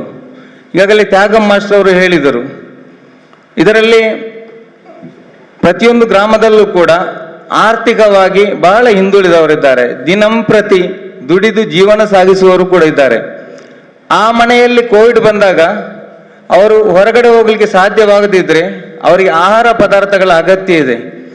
ಆ ಸಂದರ್ಭದಲ್ಲಿ ನಮ್ಮ ಗ್ರಾಮದಲ್ಲಿ ಈಗಾಗಲೇ ಬಹಳಷ್ಟು ಸ್ಥಳೀಯರು ಯಾರು ಸಾಧ್ಯವಿದೆಯೋ ಸಂಘ ಸಂಸ್ಥೆಗಳು ಹೆಚ್ಚಿನ ರೀತಿಯಲ್ಲಿ ಸಹಕಾರ ಮಾಡಿದ್ದಾರೆ. ಆ ನಿಟ್ಟಿನಲ್ಲಿ ಏನೂ ತೊಂದರೆ ಆಗಿಲ್ಲ. ಮುಂದಕ್ಕೂ ತೊಂದರೆ ಆಗದ ರೀತಿಯಲ್ಲಿ ಕೇವಲ ನಾವು ಪಂಚಾಯತ್ನವರನ್ನು ಮಾತ್ರ ಅವಲಂಬಿಸಬಾರದು. ಸ್ಥಳೀಯವಾಗಿ ನಾವು ಯಾರು ಸಾಧ್ಯ ಉಂಟು, ಜಾತಿ ಮತ ಭೇದವಿಲ್ಲದೆ ಎಲ್ಲರನ್ನೂ ಕೂಡ ಒಂದೇ ನಿಟ್ಟಿನಲ್ಲಿ ನಾವು ನೋಡಿಕೊಂಡು ಅವರಿಗೆ ಸಹಕಾರ ಮಾಡುವಂಥ ಒಂದು ಕೆಲಸವನ್ನು ಆದ್ಯತೆಯ ನೆಲೆಯಲ್ಲಿ ಅವರಿಗೆ ಮಾಡಬೇಕು. ಇನ್ನೊಂದು ವಿಚಾರ, ನಾವು ನೋಡ್ತಾ ಇದ್ದೇವೆ, ಕೆಲವೊಂದು ಕುಟುಂಬಗಳಲ್ಲಿ ಆರ್ಥಿಕವಾಗಿ ಹಿಂದುಳಿದವರಿಗೆ ಈ ಕೋವಿಡ್ ಬಂದಂಥ ಸಂದರ್ಭದಲ್ಲಿ ಅಥವಾ ಒಂದು ಜ್ವರ ಬಂದರೂ ಕೂಡ ಮದ್ದಿಗೆ ಹೋಗಲು ಹಣ ಇಲ್ಲದಂಥ ಪರಿಸ್ಥಿತಿ ಕೂಡ ನಮ್ಮಲ್ಲಿ ಇದೆ. ಅಂತಹ ಪರಿಸ್ಥಿತಿ ಬಂದಾಗ ಸ್ಥಳೀಯರು, ಆಯಾಯ ಮಸೀದಿಯವರು, ದೇವಸ್ಥಾನದವರು, ಸಂಘ ಸಂಸ್ಥೆಗಳು ಗೊತ್ತಾದಾಗ ಅವರ ಕೈಯಲ್ಲಿ ಇಲ್ಲದಿದ್ರೂ ಕೂಡ ಇನ್ನೊಬ್ಬರ ಕೈಯಿಂದ ಏನಾದರೂ ಆರ್ಥಿಕ ಸಹಕಾರ ಪಡೆದು ಅವರಿಗೆ ಮದ್ದು ಕೊಡುವಂತ ಒಂದು ಕೆಲಸವನ್ನು ಕೂಡ ಮಾಡಬೇಕು. ಅದನ್ನು ಕೂಡ ನಮ್ಮ ಗ್ರಾಮದಲ್ಲಿ ಮಾಡ್ತಾ ಇದ್ದಾರೆ. ಅದನ್ನು ನಾವು ಹೆಚ್ಚಿನ ರೀತಿಯಲ್ಲಿ ಆ ಜವಾಬ್ದಾರಿಯನ್ನು ಕೂಡ ತೆಗೆದುಕೊಳ್ಳುವಂತ ಒಂದು ಅವಶ್ಯಕತೆ ನಮ್ಮಲ್ಲಿ ಇದೆ. ಮತ್ತೊಂದು ಸಂದರ್ಭಕ್ಕೆ ಅನುಗುಣವಾಗಿ ಕೋವಿಡ್ ಪಾಸಿಟಿವ್ ಬಂದಂತ ಈ ಸಂದರ್ಭದಲ್ಲಿ ಈಗ ನಮ್ಮಲ್ಲಿ ಮುಖ್ಯವಾಗಿ ನಾವು ನಮ್ಮ ಆಶಾ ಕಾರ್ಯಕರ್ತರಿಗೆ ನಾವು ಯಾವಾಗಲೂ ಸೆಲ್ಯೂಟ್ ಹೊಡಿಬೇಕು. ನಾನು ಸೆಲ್ಯೂಟ್ ಯಾವಾಗಲೂ ಹೊಡಿತೇನೆ. ಯಾಕಂತ ಹೇಳಿದರೆ ನಮ್ಮ ಗ್ರಾಮಕ್ಕೆ ನಾವು ನೋಡಿದಾಗ, ಇತರ ಗ್ರಾಮಕ್ಕಿಂತಲೂ ನಮ್ಮ ಗ್ರಾಮಕ್ಕೆ ನಾವು ನೋಡಿದಾಗ ಈ ಕೋವಿಡ್-19 ನಂತರ ಇವತ್ತಿನವರೆಗೂ ಕೂಡ 100% ನಮ್ಮ ಗ್ರಾಮದಲ್ಲಿ ಕೆಲಸ ಮಾಡಿದವರು ಆಶಾ ಕಾರ್ಯಕರ್ತರು. ಅದು ನಾನು ಯಾವಾಗಲೂ ಹೇಳ್ತೇನೆ. ಯಾಕಂತ ಹೇಳಿದರೆ ಅವರು ಆವತ್ತಿನ ಇವತ್ತಿನವರೆಗೆ, ಈಗ ರವೀಂದ್ರ ರೈ ಅವರು ಹೇಳಿದ ಹಾಗೆ ಕಳೆದ ಸಾರಿ ಕೋವಿಡ್-19 ಬಂದಂಥ ಸಂದರ್ಭದಲ್ಲಿ ನಮಗೆ ಪ್ರತಿಯೊಬ್ಬರು ಕೂಡ ಅವರ ಮನೆಯವರನ್ನೇ ಈಗಾಗಲೇ ಹೇಳಿದರು, ಮರಣ ಕೂಡ ತೀರಿದಂಥ ಸಮಯದಲ್ಲಿ ನಮಗೆ ಬೇಡ ಅಂತ ಹೇಳಿದರು. ಸಾಕಿದ ತಂದೆ ತಾಯಿಯನ್ನು ಕೂಡ ಬೇಡ ಅಂತ ಹೇಳಿದವರು ಇದ್ದಾರೆ. ಅದನ್ನು ಯಾರೋ ಸಂಘ ಸಂಸ್ಥೆಗಳು ಅವರನ್ನು ಮಣ್ಣು ಮಾಡಿದಂಥ ಒಂದು ಪ್ರಸಂಗವನ್ನು ನಾವು ಕಂಡಿದ್ದೇವೆ. ಈಗ ಹಾಗೆ ಅಲ್ಲ. ಕಳೆದ ಸಾರಿ ನಾವು ಪ್ರತಿಯೊಬ್ಬರು ಕೂಡ ಒಬ್ಬರೊಬ್ಬರನ್ನು ನೋಡಿ ಮಾತಾಡ್ಲಿಕ್ಕೆ ಕೂಡ ಹೆದರ್ತಾ ಇದ್ದೆವು. ಒಂದು ನಮಸ್ಕಾರ ಹೊಡೆಯಲಿಕ್ಕೆ ಕೂಡ ನಾವು ಬಹಳಷ್ಟು ಹಿಂದೇಟು ಆಗ್ತಾ ಇದ್ದೆವು. ಇನ್ನೊಬ್ಬರ ಮನೆಗೆ ಹೋಗ್ಲಿಕ್ಕೆ ಕೂಡ, ಮತ್ತೊಂದು ಏನು ಪಾಸಿಟಿವ್ ಬಂದಾಗ ಅವರ ಮನೆಗೆ ಹೋಗ್ಲಿಕ್ಕೆ ಕೂಡ ಹೆದರ್ತಾ ಇದ್ದೆವು. ಅವರ ಮನೆಯವರೇ ಬಹಳ ಕಷ್ಟದಿಂದ ನೋಡಿಕೊಂಡು, ಕೆಲವೊಂದು ಸಂಘ ಸಂಸ್ಥೆಗಳು ಮಾತ್ರ ನಾವು ದುಡಿದದ್ದು, ಆಶಾ ಕಾರ್ಯಕರ್ತರು ದುಡಿದದ್ದು ಬಿಟ್ಟರೆ ಬಹಳಷ್ಟು 90% ಜನ ಹೆದರಿಕೆಯಿಂದ ಅವರ ಹತ್ತಿರನೇ ಹೋಗ್ಲಿಲ್ಲ. ಇವಾಗ ಪರಿಸ್ಥಿತಿ ವ್ಯತಿರಿಕ್ತವಾಗಿದೆ. ಅದಕ್ಕಿಂತ ವ್ಯತಿರಿಕ್ತವಾಗಿದೆ. ಏನಂತ ಹೇಳಿದರೆ ಇದಕ್ಕೆ ಕೋವಿಡ್ಗೆ ಭಯಪಡಬೇಕು. ನಾವು ಜೀವ ಹೋಗ್ತದೆ ಮತ್ತೊಂದು ಹೋಗ್ತದೆ ಅಂತೇಳಿ ಭಯಪಟ್ಟು ಕುಳಿತುಕೊಳ್ಳುವ ಅವಶ್ಯಕತೆ ಇಲ್ಲ. ಹೆದರಿಕೆ ಬೇಕು, ಬೇಡ ಅಂತ ಹೇಳಿಲ್ಲ, ಜಾಗೃತಿ ಬೇಕು ಅಷ್ಟೇ. ಹೆದರಿಕೆ ಜೀವ ಹೋಗ್ತದೆ ಅಂತೇಳಿ ಹೆದರಿಕೆ ಬೇಡ. ಈ ನಿಟ್ಟಿನಲ್ಲಿ ಇವಾಗ ಹೆಚ್ಚಿನವರು ಹೊರಗೆ ಬಂದು ಆ ವಿಚಾರದಲ್ಲಿ ಕೆಲಸ ಮಾಡ್ತಾ ಇದ್ದಾರೆ. ನಮ್ಗೆ ಗೊತ್ತಿರುವ ಹಾಗೆ ನಾವು ರಾಜ್ಯಾದ್ಯಂತ, ದೇಶಾದ್ಯಂತ ಇದೇ ರೀತಿ ಕೆಲಸ ಮಾಡ್ತಾ ಇದ್ದಾರೆ. ಹೆದರಿಕೆ, ಜೀವದ ಭಯ ಹೋಗಿದೆ. ಆದರೆ ನಾವು ಆ ನಿಟ್ಟಿನಲ್ಲಿ ಸ್ವಲ್ಪ ಜಾಗೃತಿಯಿಂದ ಇದ್ದು ಕೆಲಸ ಮಾಡಿದರೆ ಖಂಡಿತ ಸಾಧ್ಯ ಆಗ್ತದೆ. ನಾನು ಹೆಚ್ಚೇನು ಮಾತಾಡಲಿಕ್ಕೆ ಹೋಗುವುದಿಲ್ಲ. ಕಳೆದ ಸಾರಿ ನಾವು ಇಲ್ಲಿ ಕೋವಿಡ್-19 ಬಂದಂಥ ಸಂದರ್ಭದಲ್ಲಿ ನಾವು ಮಾರ್ಚ್ ತಿಂಗಳಲ್ಲಿ, ರವಿ ಇಲ್ಲಿ ಹರೇಕಳದಲ್ಲಿ ನಾವು ಲಾಕ್ಡೌನ್ ಮಾಡಬೇಕು, ಇಲ್ಲಿ ಒಂದು 4 ಪಾಸಿಟಿವ್ ಕೇಸ್ ಬಂತು. ಡಾಕ್ಟ್ರೆ, 4 ಪಾಸಿಟಿವ್ ಕೇಸ್ ಬಂತು. ಅವಾಗ ನಮ್ಮಲ್ಲಿ ನಮ್ಮ ಹರೇಕಳ ಗ್ರಾಮ ಪಂಚಾಯತ್ ಅಧ್ಯಕ್ಷರಾಗಿ ಅನಿತಾ ಡಿಸೋಸ್ ಇದ್ರು, ಉಪಾಧ್ಯಕ್ಷರಾಗಿ ನಮ್ಮ ಮಹಾಬಲ ಹೆಗ್ಡೆ ಅವರು ಇದ್ರು. ನಮ್ಮ ಪಂಚಾಯತ್ ಸದಸ್ಯರೆಲ್ಲ ಸೇರಿಕೊಂಡು ನಾವೊಂದು ಮೀಟಿಂಗ್ ಮಾಡಿ ಹರೇಕಳದಲ್ಲಿ ನಾವು ಹರಡದ ಹಾಗೆ ಒಂದು ಜಾಗೃತಿ ಮಾಡುವ ಅಂತೇಳಿ. ಆಗ ಎಲ್ಲ ಸಂಘ ಸಂಸ್ಥೆಗಳನ್ನು, ಮಸೀದಿ, ದೇವಸ್ಥಾನ ಎಲ್ಲ ರಾಜಕೀಯ ಪಕ್ಷದವರನ್ನು ಕರೆಸಿಕೊಂಡು ಗ್ರಾಮ ಪಂಚಾಯತ್ನಲ್ಲಿ ಅದರ ಪೂರ್ವಭಾವಿಯಾಗಿ 2 ಮೀಟಿಂಗ್ ಮಾಡಿ ನಂತರ ಯಾವ ರೀತಿ ಮಾಡಬೇಕು ಎಂಬ ನಿಟ್ಟಿನಲ್ಲಿ ನಾವು ಹರೇಕಳ ಗ್ರಾಮದಲ್ಲಿ ಈ ಲಾಕ್ಡೌನ್ ಮಾಡುವಂತ ಒಂದು ಕೆಲಸವನ್ನು ನಾವು ಮಾಡಿದೆವು. 10 ದಿನಕ್ಕೆ ಅಂತೇಳಿ ಇಟ್ಟಿದ್ದೆವು ನಾವು ಲಾಕ್ಡೌನ್. 8 ದಿನ ಸಕ್ಸಸ್ ಆಯಿತು. ನನ್ನಲ್ಲಿ ಈ ಸಕ್ಸಸ್ ಆದಾಗ ಎಲ್ಲ ಪತ್ರಿಕಾ ಮಾಧ್ಯಮದವರು, ಅದು ದೃಶ್ಯ ಮಾಧ್ಯಮ ಇರ್ಬೋದು, ನಮ್ಮ ಪತ್ರಿಕಾ ಮಾಧ್ಯಮದವರು ಇರ್ಬೋದು, ಎಲ್ಲರೂ ಕೂಡ ಬಂದು ನಮ್ಮನ್ನು ನೋಡಿ ನಮ್ಮ ಗ್ರಾಮವನ್ನು ರಾಜ್ಯ ಮಟ್ಟದಲ್ಲಿ ಒಂದು ಮಾದರಿ ಗ್ರಾಮವನ್ನಾಗಿ ಅವರು ಅಪ್ರಿಷಿಯೇಟ್ ಮಾಡಿದ್ದಾರೆ. ಯಾಕಂತ ಹೇಳಿದರೆ ಆವಾಗ ನಾವು ಯಾರು ಕೂಡ ಇದರಲ್ಲಿ ರಾಜಕೀಯ ಮಾಡಲಿಲ್ಲ, ಧರ್ಮ ಸೇರಿಸಲಿಲ್ಲ, ಮತ್ತೊಂದು ಸೇರಿಸಲಿಲ್ಲ.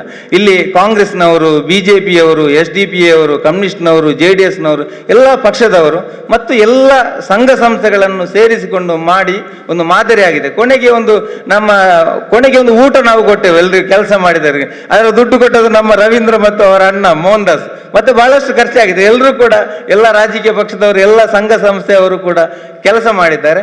ಯಾಕೆ ಇದು ಮಾಡಿದಂತೇಳಿ ಲಾಕ್ಡೌನ್ 2 ದಿನ ಮೊದಲು ಕ್ಲೋಸ್ ಮಾಡಿದ ಯಾಕಂತ ಹೇಳಿದ್ರೆ ಕೊನೆಯ ದಿನ ಕರ್ನಾಟಕ ಸರ್ಕಾರ ಲಾಕ್ಡೌನ್ ಘೋಷಿಸಿತು. ಅದಕ್ಕೆ ಬೇಕಾಗಿ 2 ದಿನ ಕೈ ಬಿಟ್ಟು ಒಂದು ಇದು ಮಾಡಿ ಅದನ್ನು ಒಂದು ಮುಕ್ತಾಯ ಮಾಡಿದೆ. ಅದನ್ನು ನಾವು ಸಕ್ಸಸ್ ಆಗಿದ್ದೇವೆ. ಕಳೆದ ಸಾರಿ ನಾವು ಸಕ್ಸಸ್ ಆಗಿದೆ. ಯಾಕೆ ನೆನಪಿಸ್ತಾ ಇದ್ದೇನೆ ಅಂತ ಹೇಳಿದ್ರೆ, ನನಗೆ ಮಂಗಳೂರಿನಲ್ಲಿ ಒಬ್ರು ನನ್ನ ಹತ್ರ ಬಂದರು. ನನಗೆ ಸೆಲ್ಯೂಟ್ ಹೊಡೆದರು.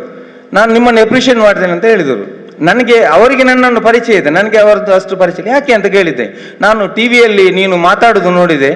ನೀನು ಕಾಂಗ್ರೆಸ್ನವ್ರನ್ನು, BJPಯವ್ರನ್ನು, SDP ಅವ್ರನ್ನು ಎಲ್ಲ ಸಂಘ ಸಂಸ್ಥೆ ಒಟ್ಟಿಗೆ ಸೇರಿಸಿ ನೀವು ಮಾಡಿದ್ದೀರಲ್ಲ, ಹೇಗೆ ಮಾಡಿದ್ದೀರಿ ಅಂತ ಹೇಳಿ. ಅಂದ್ರೆ ಒಂದಕ್ಕೊಂದು ಬೇರೆ ಬೇರೆ ಬೈಲೋ ಇದೆ, ಅದು ಎಜೆಂಡಾ ಹತ್ತಿರ ಹೋಗುದಿಲ್ಲ. ಹೇಗೆ ಮಾಡಿದ್ದೀರಿ ನೀವು? ರಾಜಕೀಯ ಬಿಟ್ಟು ಎಲ್ಲರನ್ನು ಕೂಡ ಚೆನ್ನಾಗಿ ಮಾಡಿದಿರಿ. ಕೋವಿಡ್ನಲ್ಲಿ ರಾಜಕೀಯ ಇಲ್ಲ, ರಾಜಕೀಯ ಮಾಡಬಾರದು, ಅದಕ್ಕೆ ನೀವು ಮಾದರಿ ಆಗಿದ್ದೀರಿ ಅಂತ ಹೇಳಿ ಅವರು ಅಪ್ರಿಷಿಯೇಟ್ ಮಾಡಿ ನನಗೆ ಬಹಳ ನಮ್ಮ ಗ್ರಾಮದವರ ಬಗ್ಗೆ ಪ್ರಶಂಸೆಯನ್ನು ಕೂಡ ವ್ಯಕ್ತಪಡಿಸಿದ್ರು. ನಾನು ಹೇಳುವುದಿಷ್ಟೇ, ಈ ಕೋವಿಡ್ಗೆ ಜಾತಿ ಇಲ್ಲ, ಧರ್ಮ ಇಲ್ಲ, ರಾಜಕೀಯ ಪಕ್ಷ ಇಲ್ಲ, ಯಾವುದೂ ಇಲ್ಲ. ಕೋವಿಡ್ ಬರೋದು ಎಲ್ರಿಗೂ ಬರ್ತದೆ. ನಾನು ಇದರಲ್ಲಿ ಯಾರಾದರೂ ತೀರಿ ಹೋಗಲಿ, ಮತ್ತೊಂದು ಹೋಗಲಿ, ಇನ್ನೊಂದು ಹೋಗಲಿ, ಅಥವಾ ಯಾರಿಗೆ ಬರಲಿ, ಏನೇ ಆಗಲಿ, ಬರದಾಗಿ ನಾವು ದೇವರಲ್ಲಿ ಪ್ರಾರ್ಥನೆ ಮಾಡುವ. ಆದರೆ ಇದರಲ್ಲಿ ದಯವಿಟ್ಟು ನಾನು ಎಲ್ಲರಲ್ಲೂ ಅರೇಕಳ ಗ್ರಾಮದ ನನ್ನ ಗ್ರಾಮಸ್ಥರಲ್ಲಿ, ನನ್ನ ಎಲ್ಲ ನಾಯಕರಲ್ಲಿ ನಾನು ಮನವಿ ಮಾಡುವುದಿಷ್ಟೇ, ಇದರಲ್ಲಿ ಯಾರಿಗೆ ಬಂದರೂ ಕೂಡ ಯಾರು ಕೂಡ ದಯವಿಟ್ಟು ರಾಜಕೀಯ ಮಾಡಲಿಕ್ಕೆ ಹೋಗಬೇಡಿ, ಇದರಲ್ಲಿ ಜಾತಿ ತರಲಿಕ್ಕೆ ಹೋಗಬೇಡಿ, ಮತ್ತೊಂದು ತರಲಿಕ್ಕೆ ಹೋಗಬೇಡಿ. ಸಾಧ್ಯವಿದ್ದರೆ ಒಬ್ರು ಇನ್ನೊಬ್ಬರಿಗೆ ಪ್ರತ್ಯಕ್ಷವಾಗಿ ಮತ್ತು ಪರೋಕ್ಷವಾಗಿ ಏನು ನಮ್ಮಿಂದ ಇದರ ಬಗ್ಗೆ ಸಹಾಯ ಮಾಡಲಿಕ್ಕೆ ಆಗ್ತದೆ, ಆ ಒಂದು ನಿಟ್ಟಿನಲ್ಲಿ ನಮ್ಮ ಇವರ ಹಾಗೆ ಆಶಾ ಕಾರ್ಯಕರ್ತರ ಹಾಗೆ ನಾವು ಕೂಡ ಎಲ್ಲರಿಗೂ ಕೂಡ ಒಂದೇ ರೀತಿ ಸಹಾಯ ಮಾಡುವಂತ ನಿಟ್ಟಿನಲ್ಲಿ ನಾವೆಲ್ಲರೂ ಕೆಲಸ ಮಾಡುವಂತ ಹೇಳಿ ಸಂದರ್ಭದಲ್ಲಿ ಹೇಳಿಕೊಳ್ತಾ, ಅರೇಕಳ ಗ್ರಾಮ ಪಂಚಾಯತ್ ಏನು ಈ ನಿಟ್ಟಿನಲ್ಲಿ ಕೆಲಸ ಕೈಗೊಳ್ತದೆ ಅದಕ್ಕೆ ದಯವಿಟ್ಟು ತಾವೆಲ್ಲರೂ ಕೂಡ ಎಲ್ಲ ಸಂಘ ಸಂಸ್ಥೆಗಳು, ಮಸೀದಿ, ಚರ್ಚ್ ಮತ್ತು ಇನ್ನೊಬ್ರು ಯಾರು ಪಂಚಾಯತ್ನವರು ನಿಮ್ಮ ಜೊತೆ ಸಹಕಾರ ಕೇಳ್ತಾರೆ, ನಿಮ್ಮಿಂದ ಸಾಧ್ಯವಾದಷ್ಟು ಸಹಕಾರ ಕೊಡಿ. ನಾವು ರವಿಯವರು ಎಲ್ಲರೂ ಕೂಡ, ಮುಖ್ಯವಾಗಿ ನಮ್ಮ ರವೀಂದ್ರ ಮಾಸ್ಟರ್ ಬಗ್ಗೆ ಬದ್ರುದ್ದೀನ್ ಈ ರೀತಿ ನಾವು ಮಾಡ್ಬೇಕಂತ ಹೇಳಿದಾಗ ನಾನು ಫಸ್ಟಿಗೆ ಹೇಳಿದ್ದು ನಮ್ಮ ರವೀಂದ್ರ ಮಾಸ್ಟರ್ ಒಂದು ಕರೆಮಾರಾಯ ಅಂತ ಹೇಳಿ. ಅಂದ್ರೆ ಅವರಿದ್ರೆ ನಾವು ಎಲ್ಲರೂ ಇದ್ದೇವೆ, ಎಲ್ಲರೂ ಕೂಡ ಅವರ ಶಿಷ್ಯಂದಿರಿ ಇಲ್ಲಿ ಇರುವುದು. ಮತ್ತೆ ಅವರು ಏನು ಮಾರ್ಗದರ್ಶನ ನಮ್ಗೆ ಕೊಡ್ತಾರೆ ಅದನ್ನು ನಾವು ಎಲ್ಲರೂ ಕೂಡ ಕಟ್ಟುನಿಟ್ಟಾಗಿ ಪಾಲಿಸ್ತೇವೆ. ಅವರ ಒಂದು ಮಾರ್ಗದರ್ಶನ ಪಡೆದುಕೊಂಡು ಅವರನ್ನು ಕರೆಯಲೇಬೇಕು ಅಂತ ಹೇಳಿ ನಾನು ಹೇಳಿದ್ದೇನೆ. ಇನ್ನೊಂದು ವಿಚಾರ, ತ್ಯಾಗ ಮಾಸ್ಟರ್ ನಮ್ಮ ಜೊತೆ ಇದ್ದಾಗ ತ್ಯಾಗ ಮಾಸ್ಟರ್ ಕೂಡ ಅದೇ ರೀತಿ ಅವರು ಯಾವ ಒಂದು ಇದಕ್ಕೆ ಕಾರ್ಯಕ್ರಮಕ್ಕೆ ಮುತುವರ್ಜಿ ಹೋಗ್ತಾರೆ. ಅವರು ಕೂಡ ಯಾವುದೇ ಭೇದ ಭಾವ ಮತ್ತೊಂದು ಅದು ಇದು ಯಾವುದೂ ಇಲ್ಲ. ಅವರು ಕೂಡ ಎಲ್ಲರನ್ನು ಕೂಡ ಒಂದೇ ದೃಷ್ಟಿಯಲ್ಲಿ ನೋಡ್ತಾರೆ. ಅವರು ಕೂಡ ಒಳ್ಳೆಯ ಕೆಲಸ ಮಾಡ್ತಾರೆ. ಮತ್ತು ಈ ಕೋವಿಡ್ನ ಇದರಲ್ಲೂ ಕೂಡ ನಾವು ಏನಾದರೂ ಕೆಲವೊಮ್ಮೆ ನಮಗೆ ಮಾಹಿತಿ ಬೇಕಾದಾಗ ನಾನು ತ್ಯಾಗ ಮಾಸ್ಟರ್ಗೆ ಫೋನ್ ಮಾಡುದು. ಅವರು ಕೂಡ ಈ ನಿಟ್ಟಿನಲ್ಲಿ ಚೆನ್ನಾಗಿ ಕೆಲಸವನ್ನು ನಿರ್ವಹಿಸ್ತಾ ಇದ್ದಾರೆ. ಎಲ್ಲರ ಸಹಕಾರದೊಂದಿಗೆ ಗ್ರಾಮ ಪಂಚಾಯತ್ನಿಗೆ ಯಾವ ಸಂದರ್ಭದಲ್ಲಿ ಏನು ಸಹಾಯ ಬೇಕು ಅಥವಾ ಆರ್ಥಿಕವಾಗಿ ನಮ್ಮಲ್ಲಿ ಇಲ್ದಿದ್ರು ಕೂಡ ನಾವು ದಾನಿಗಳ ಹತ್ರ ಕಲೆಕ್ಟ್ ಮಾಡಿ ಅವರಿಗೆ ಕಿಟ್ ಕೊಡ್ಲಿಕ್ಕೆ, ಮತ್ತೊಂದು ಕೊಡ್ಲಿಕ್ಕೆ, ಇನ್ನೊಂದು ಕೊಡ್ಲಿಕ್ಕೆ ನಮಗೆ ಖಂಡಿತವಾಗಿ ನಮಗೆ ಸಾಧ್ಯ ಇದೆ. ಮತ್ತು ಎಲ್ಲ ಸಂಘ ಸಂಸ್ಥೆಗಳ ಸಹಕಾರ ಕೂಡ ಪಡೆಯುವ ಅಂತ ಹೇಳಿ ಸಂದರ್ಭದಲ್ಲಿ ಹೇಳಿಕೊಂಡು ಎಲ್ರಿಗೂ ವಂದಿಸಿ ಅವಕಾಶಕ್ಕಾಗಿ ವಂದಿಸಿ ನನ್ನ ಮಾತಿಗೆ ವಿರಾಮ ಆಗ್ತೇನೆ. ಜೈ ಹಿಂದ್. ಮಾಹಿತಿಯನ್ನು ಒಂದು ಕೈಪಿಡಿಯಲ್ಲಿ ಮುದ್ರಿಸಿ ಕನ್ನಡ ಭಾಷೆಯಲ್ಲಿ ಇರಬಹುದು ಅಥವಾ ಕನ್ನಡ ಭಾಷೆಯಲ್ಲಿ ಎದ್ದ ಬರಹವನ್ನು ನಾವು ನಮ್ಮ ಭಾಷೆಗೆ ಭಾಷಾಂತರ ಮಾಡಬಹುದು. ಅದನ್ನು ಕೊಟ್ಟರೆ ಮನೆಗೆ ತಲುಪುವಂತೆ ಮಾಡಿದರೆ ಅದು ಒಳ್ಳೆಯದಂತ ನನ್ನ ಅಭಿಪ್ರಾಯ. ಇದು ಈ 2ನೇ ಅಲೆ ಸಂದರ್ಭದಲ್ಲಿ ಮಾತ್ರ ಅಲ್ಲ, 3ನೇ ಅಲೆ ಇರಬಹುದು, ಮುಂದಿನ ಅಲೆ ಯಾವ ಪರಿಸ್ಥಿತಿ ಬಂದ್ರು ಇದು ತುಂಬಾ ಅವಶ್ಯಕತೆ, ಅಂದ್ರೆ ಅವರಿಗೆ ಉಪಯೋಗವಾಗುತ್ತದೆ. ಆದುದರಿಂದ ಒಂದು ಚಿಕ್ಕ ಕೈಪಿಡಿ ಎಲ್ಲ ವಿವರಗಳನ್ನು ಒಳಪಟ್ಟ ಒಂದು ಕೈಪಿಡಿಯನ್ನು ಮುದ್ರಿಸಿ ಅದನ್ನು ಮನೆಗಳಿಗೆ ತಲುಪಿಸಬಹುದು. 2ನೇದಾಗಿ ನಾವು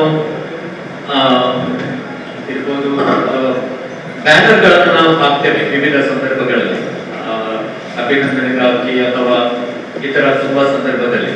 ಹೀಗೆ ಹೆಚ್ಚು ಜನರು ಸೇರುವ ಒಂದು ಸ್ಥಳದಲ್ಲಿ ಇರ್ಬೋದು, ನಮ್ಮ ಗ್ರಾಮ ಚಾವಡಿ ಇರ್ಬೋದು, ಅಥವಾ ಬೇರೆ ಸ್ಥಳಗಳಲ್ಲಿ, ಅಥವಾ ನೀವು ಕೊಟ್ಟಿರ್ಬೋದು, ಒಂದು ದೊಡ್ಡ ಬ್ಯಾನರ್ ಅಲ್ಲಿ ವಹಿಸಬೇಕಾದ ಎಚ್ಚರಿಕೆಗಳು, ಅದನ್ನು ದೊಡ್ಡದಾಗಿ ಮುದ್ರಿಸಿದರೆ ಖಂಡಿತವಾಗಿಯೂ ನಮಗೆ ತಿಳಿದಿದೆ, ಪದೇ ಪದೇ ಅದು ಓದುವುದರಿಂದ ನಮ್ಮ ಮನಸ್ಸಲ್ಲಿ ಅದು ಅಚ್ಚುಕಟ್ಟಾಗಿ ಅದು ನಿಲ್ಲುತ್ತದೆ. ಎರಡನೇದಾಗಿ ನಾವು ಏನಾದರೂ ಸಹಾಯ ಹಸ್ತ, ಒಂದು ಜನರಿಗೆ ಯಾರನ್ನು ಸಂಪರ್ಕಿಸಬೇಕು ನಮ್ಮ ಲೋಕಲ್ ಲೆವೆಲ್ ಆಗಿ, ಅವರ ಒಂದು ಕೈಪಿಡಿಯಲ್ಲಿ ಇರಬಹುದು ಅಥವಾ ಬ್ಯಾನರ್ ಅಲ್ಲಿ ಇರ್ಬೋದು, ಅವರ ಸಂಪರ್ಕ ಸಂಖ್ಯೆಯನ್ನು ಅಥವಾ ಮೊಬೈಲ್ ನಂಬರ್ ಅನ್ನು ಜನರಿಗೆ ಅಥವಾ ಯಾರಿಗಾದರೂ ಕೊಟ್ಟರೆ ಅವರು ಸಂಪರ್ಕ ವಹಿಸಿ ಆ ಸಂಪರ್ಕದಿಂದ ಅವರಿಗೆ ಆ ಸಹಾಯವನ್ನು ತಕ್ಕ ಸಮಯಕ್ಕೆ ಯಾಚಿಸಲು ಸಾಧ್ಯವಾಗುತ್ತದೆ. ಈ ಒಂದು 3 ಸಲಹೆಗಳನ್ನು ಧರ್ಮಗುರುಗಳು ಹೇಳಿದಾಗೆ ಅದನ್ನು ಕೈಪಿಡಿಯ ಮೂಲಕ ಅವರು ಅದನ್ನು ಎಲ್ಲರ ಮನೆಗೆ ಮುಖವಾಗಿ ಮಾಡಬೇಕು ಅಂತ ಹೇಳಿದ್ರು. ಭಾರಿ ಒಳ್ಳೆಯ ಒಂದು ಕೆಲಸ, ಅದನ್ನು ಹೊರಗೆ ಮತ್ತೆ ವಹಿಸ್ಕೊಳ್ಬೇಕು. ಇನ್ನೊಂದೇನೆಂದ್ರೆ ಮೈಕ್ ಅನೌನ್ಸ್ ಮೂಲಕ ಇಡೀ ನಮ್ಮ ಈ ಗ್ರಾಮದಲ್ಲಿ, ಇಡೀ ಗ್ರಾಮ ನಮ್ಮ ರಸ್ತೆಯಲ್ಲಿ ಮೈಕ್ ಅನೌನ್ಸ್ ಮೂಲಕ ಅದನ್ನು ಕೂಡ ಹೇಳ್ಬೇಕಂತ ಹೇಳಿ ಈ ಸಂದರ್ಭದಲ್ಲಿ ನನ್ನ ಅಭಿಪ್ರಾಯವನ್ನು ಕಾರಣ ಇಲ್ಲಿ ವೈದ್ಯರಲ್ಲ ಈ ಭಾಗದಲ್ಲಿ ಯಾರಾದರೂ ಸಿದ್ಧಾಗಿದೆ ಅಂತ ಮಾಹಿತಿ ಇದ್ದರೆ ಒಳ್ಳೆಯದು. ಕಾರಣ ಮಕ್ಕಳು ನಮ್ಗೆ ಹೇಳಿಕಾಗ್ತದೆ, ಆಯಾ ವ್ಯವಸ್ಥೆಯಲ್ಲಿ ಯುವಕರೆಲ್ಲ ಒಂದೆರಡು ಕಡೆ ಹೋಗುವಾಗ ಅವರನ್ನು ಹಿಡಿದು ಗಾಡಿಯನ್ನು ಸಿದ್ಧಮಾಡುವ ವ್ಯವಸ್ಥೆ ಮಾಡಿದರೆ ಅದರಿಂದ ನಾವು ಕೂಡ ಪಂಚಾಯತಿಂದ ಅದಕ್ಕೆ ಸಲಹೆ ಕೊಟ್ಟು ಇನ್ನು ಮುಂದೆ ಅಂತ ಘಟನೆ ಮರುಕಳಿಸೋದಾಗಿ ಮಾಡೋದಕ್ಕೆ ಸಹಾಯಕರಾಗ್ತದೆ. ಸರ್ ಬಂದಿದ್ದರೆ ಮಾಹಿತಿ ಕೊಟ್ಟರೆ ಒಳ್ಳೆಯದು. ಇದ್ದಾಗ ಏನೋ DCP ಅವರು ಇಲ್ಲಿಗೆ ವಿಸಿಟ್ ಕೊಟ್ಟ ಕಾರಣ ಅವರಿಗೆ ಬರಲಿಕ್ಕೆ ಆಗಲಿ ಅಂತ ತಮ್ಮ ಇದನ್ನು ನಾವು ಈಗ ವೆಹಿಕಲ್ ಸೀಸ್ ಮಾಡಿದಾರಾ? ಇಲ್ಲಲ್ಲ, ನಾವು ಚೆಕ್ ಮಾಡಿ ನೋಡ್ತೇವೆ. ಮತ್ತೊಂದು, ಈಗ ನಮ್ಮದು ಬದ್ರಿಯಾ ಜುಮ್ಮಾ ಮಸೀದಿಯ ಅಧ್ಯಕ್ಷರು ಒಂದು ಮಾತು ಹೇಳಿದರು, ನಾವು ಪಂಚಾಯತ್ ವತಿಯಿಂದ ಅನೌನ್ಸ್ ಮಾಡಿಸ್ತೇವೆ, ಆದರೂ ಈಗ ಸಂಬಂಧಪಟ್ಟಂತ ಎಲ್ಲ ಇದ್ರಿದ್ದಾರೆ, ನಾವು ನಮ್ಮ ಮಸೀದಿಯಲ್ಲೇ ಆಗಲಿ ಅಥವಾ ಚರ್ಚ್ ಅಥವಾ ಮಂದಿರಗಳಲ್ಲಿ ನಮ್ಮ ಮೈಕ್ ಮುಖಾಂತರ ಕೊರೋನಾದ ಜಾಗೃತಿಯ ಬಗ್ಗೆ ನಮ್ಮ ಗುರುಗಳಿಂದ ಮಾಡಿಸುವುದು ಕೂಡ ಒಂದು ಉತ್ತಮ ಅಂತ ಎನಿಸ್ತದೆ. ಸಂಬಂಧಪಟ್ಟ ಅದೊಂದು ನೀವು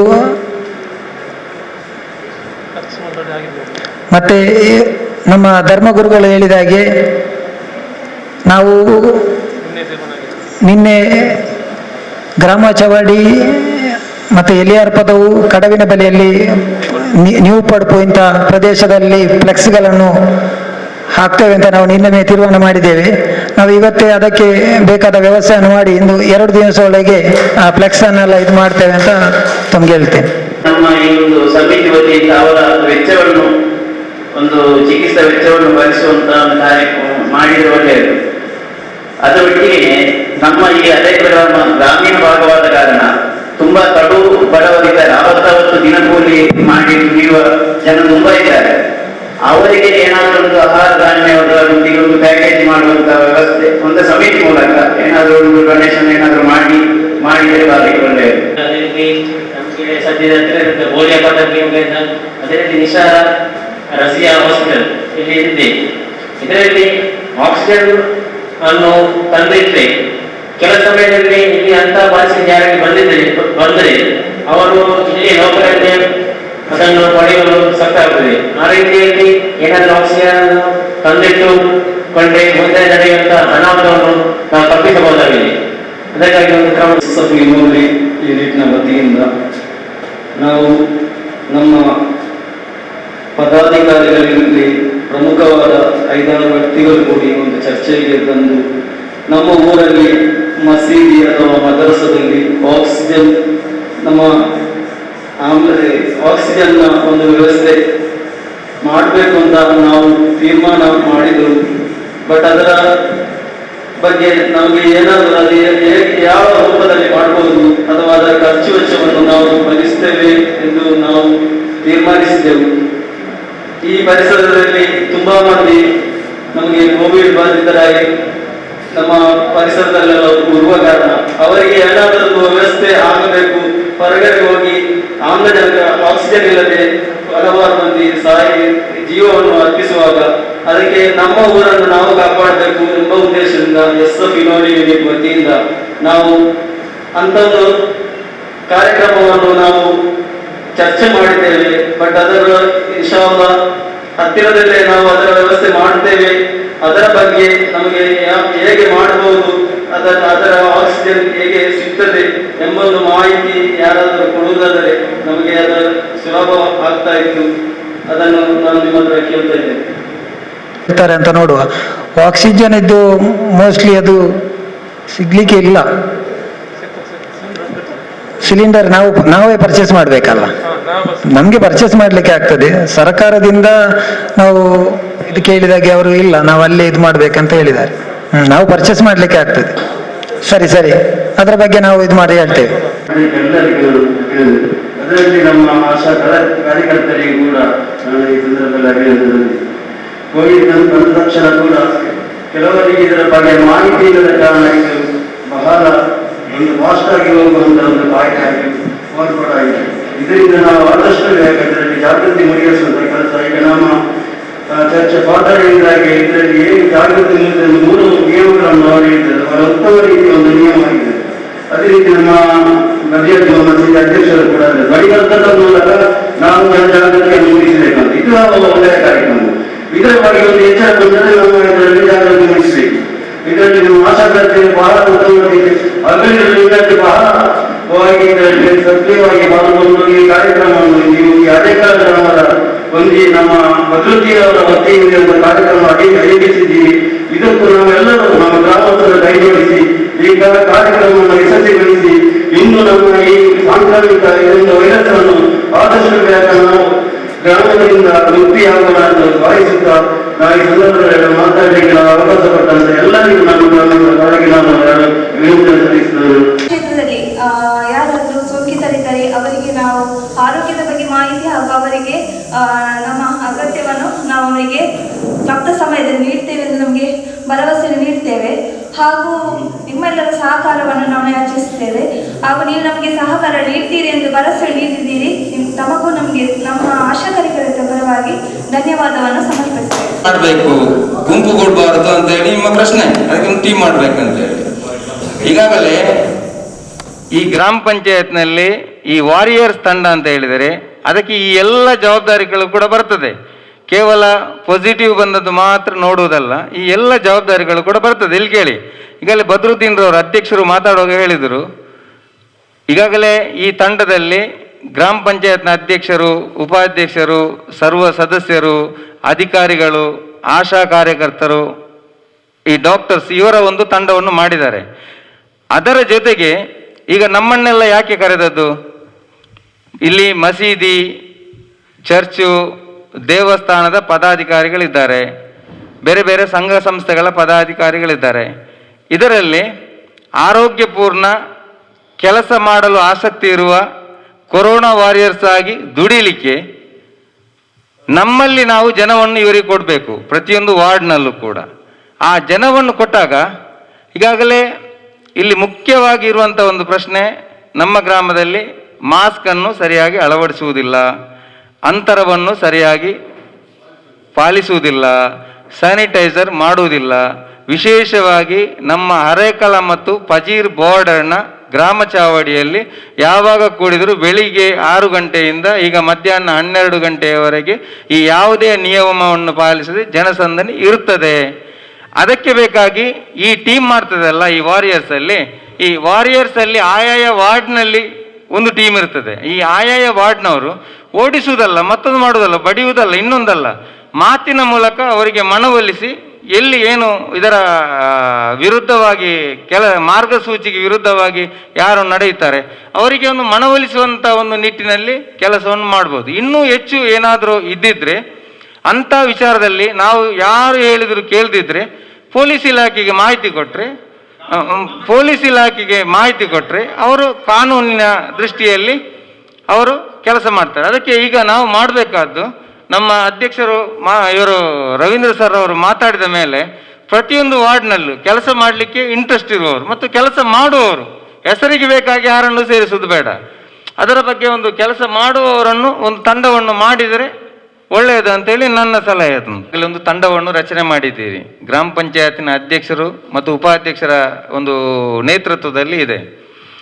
ನಂದೊಂದು ಸಲಹೆ, ಆಯಾಯ ವಾರ್ಡಿನಲ್ಲಿ ಅಲ್ಲಿ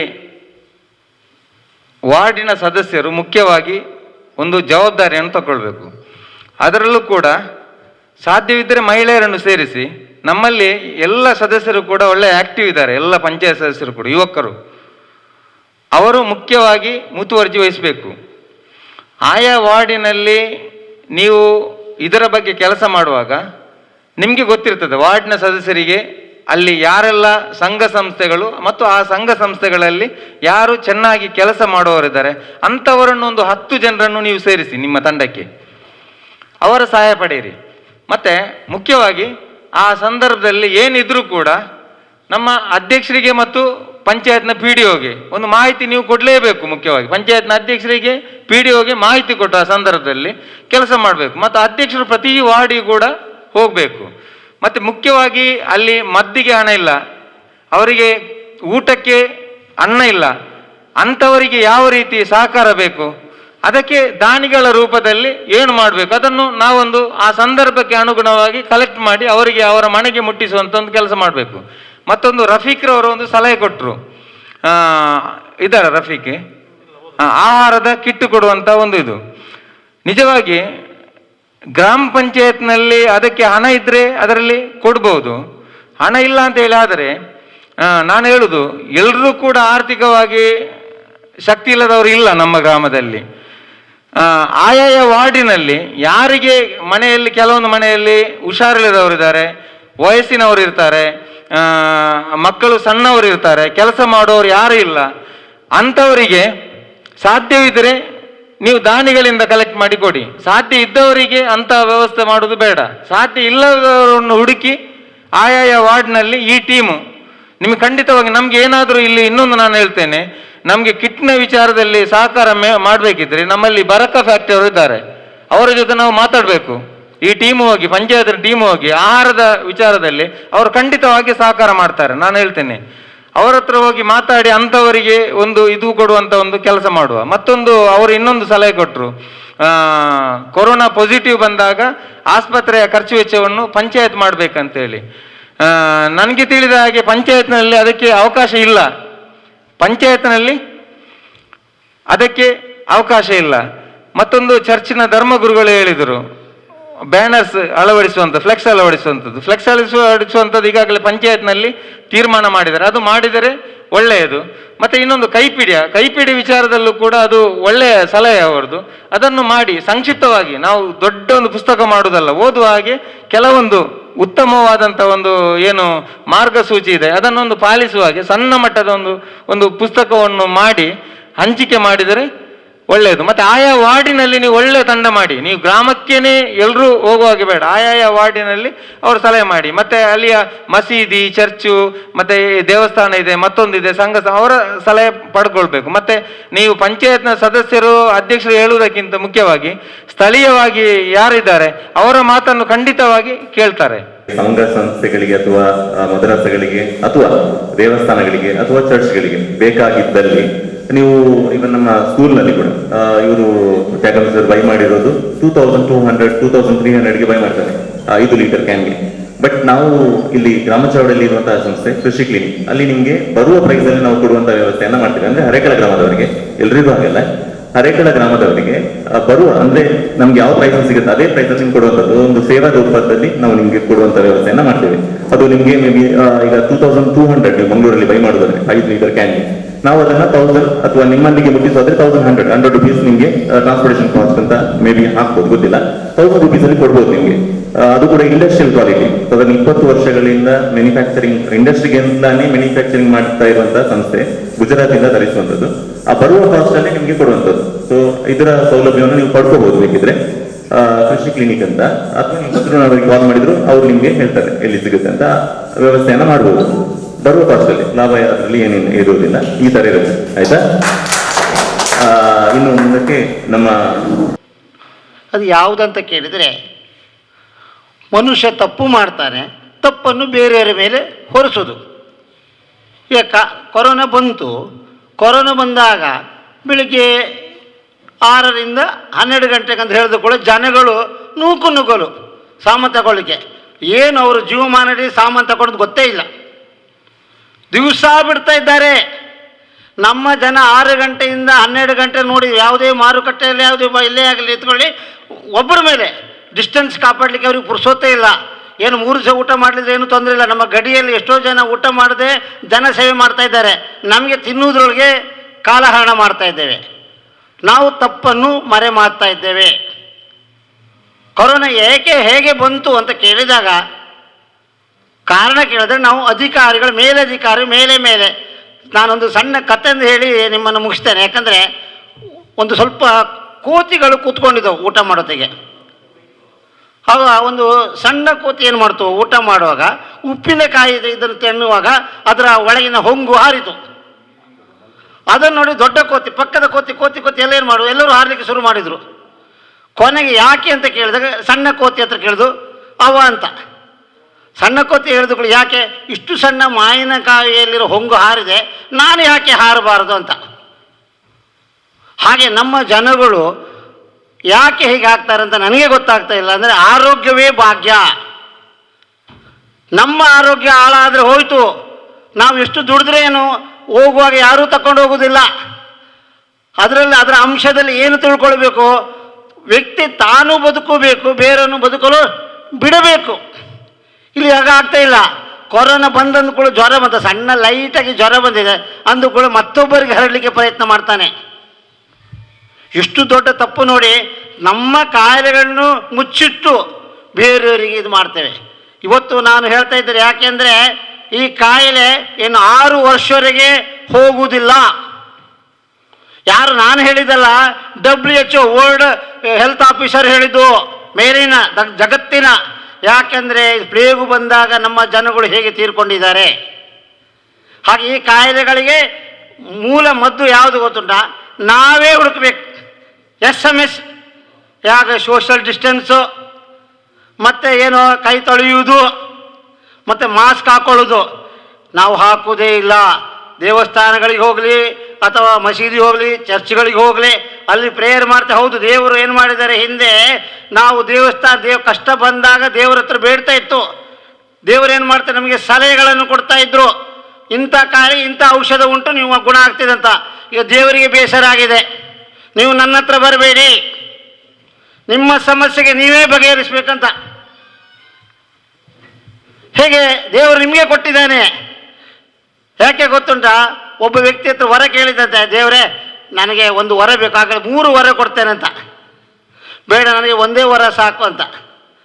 ಆಗ ಅವ ಹೇಳಿದಂತೆ ವರ ಭಕ್ತ ಕೇಳಿದಾಗ ಏನಂತ ಕೊಟ್ಟುಕೊಂಡ, ನಾನು ಹೇಳಿದಾಗಲೂ ಪ್ರತ್ಯಕ್ಷವಾಗಿ ಎಲ್ಲ ವರವನ್ನು ದಯಪಾಲಿಸ್ಬೇಕಂತ. ಮನುಷ್ಯ ಬುದ್ಧಿವಂತನಾಗಿದ್ದಾನೀಗ. ಆ ಬುದ್ಧಿವಂತಿಕೆ ಮಾಡಲಿಕ್ಕೆ ಈ ಕೊರೋನಾ ಎನ್ನುವ ಕಾಯಿಲೆ ಬಂತು. ಆದರೆ ಆ ಕಾಯಿಲೆಯನ್ನು ವಾಸಿ ಮಾಡುವ ಔಷಧಗಳು ನಮ್ಮಲ್ಲೇ ಇದೆ.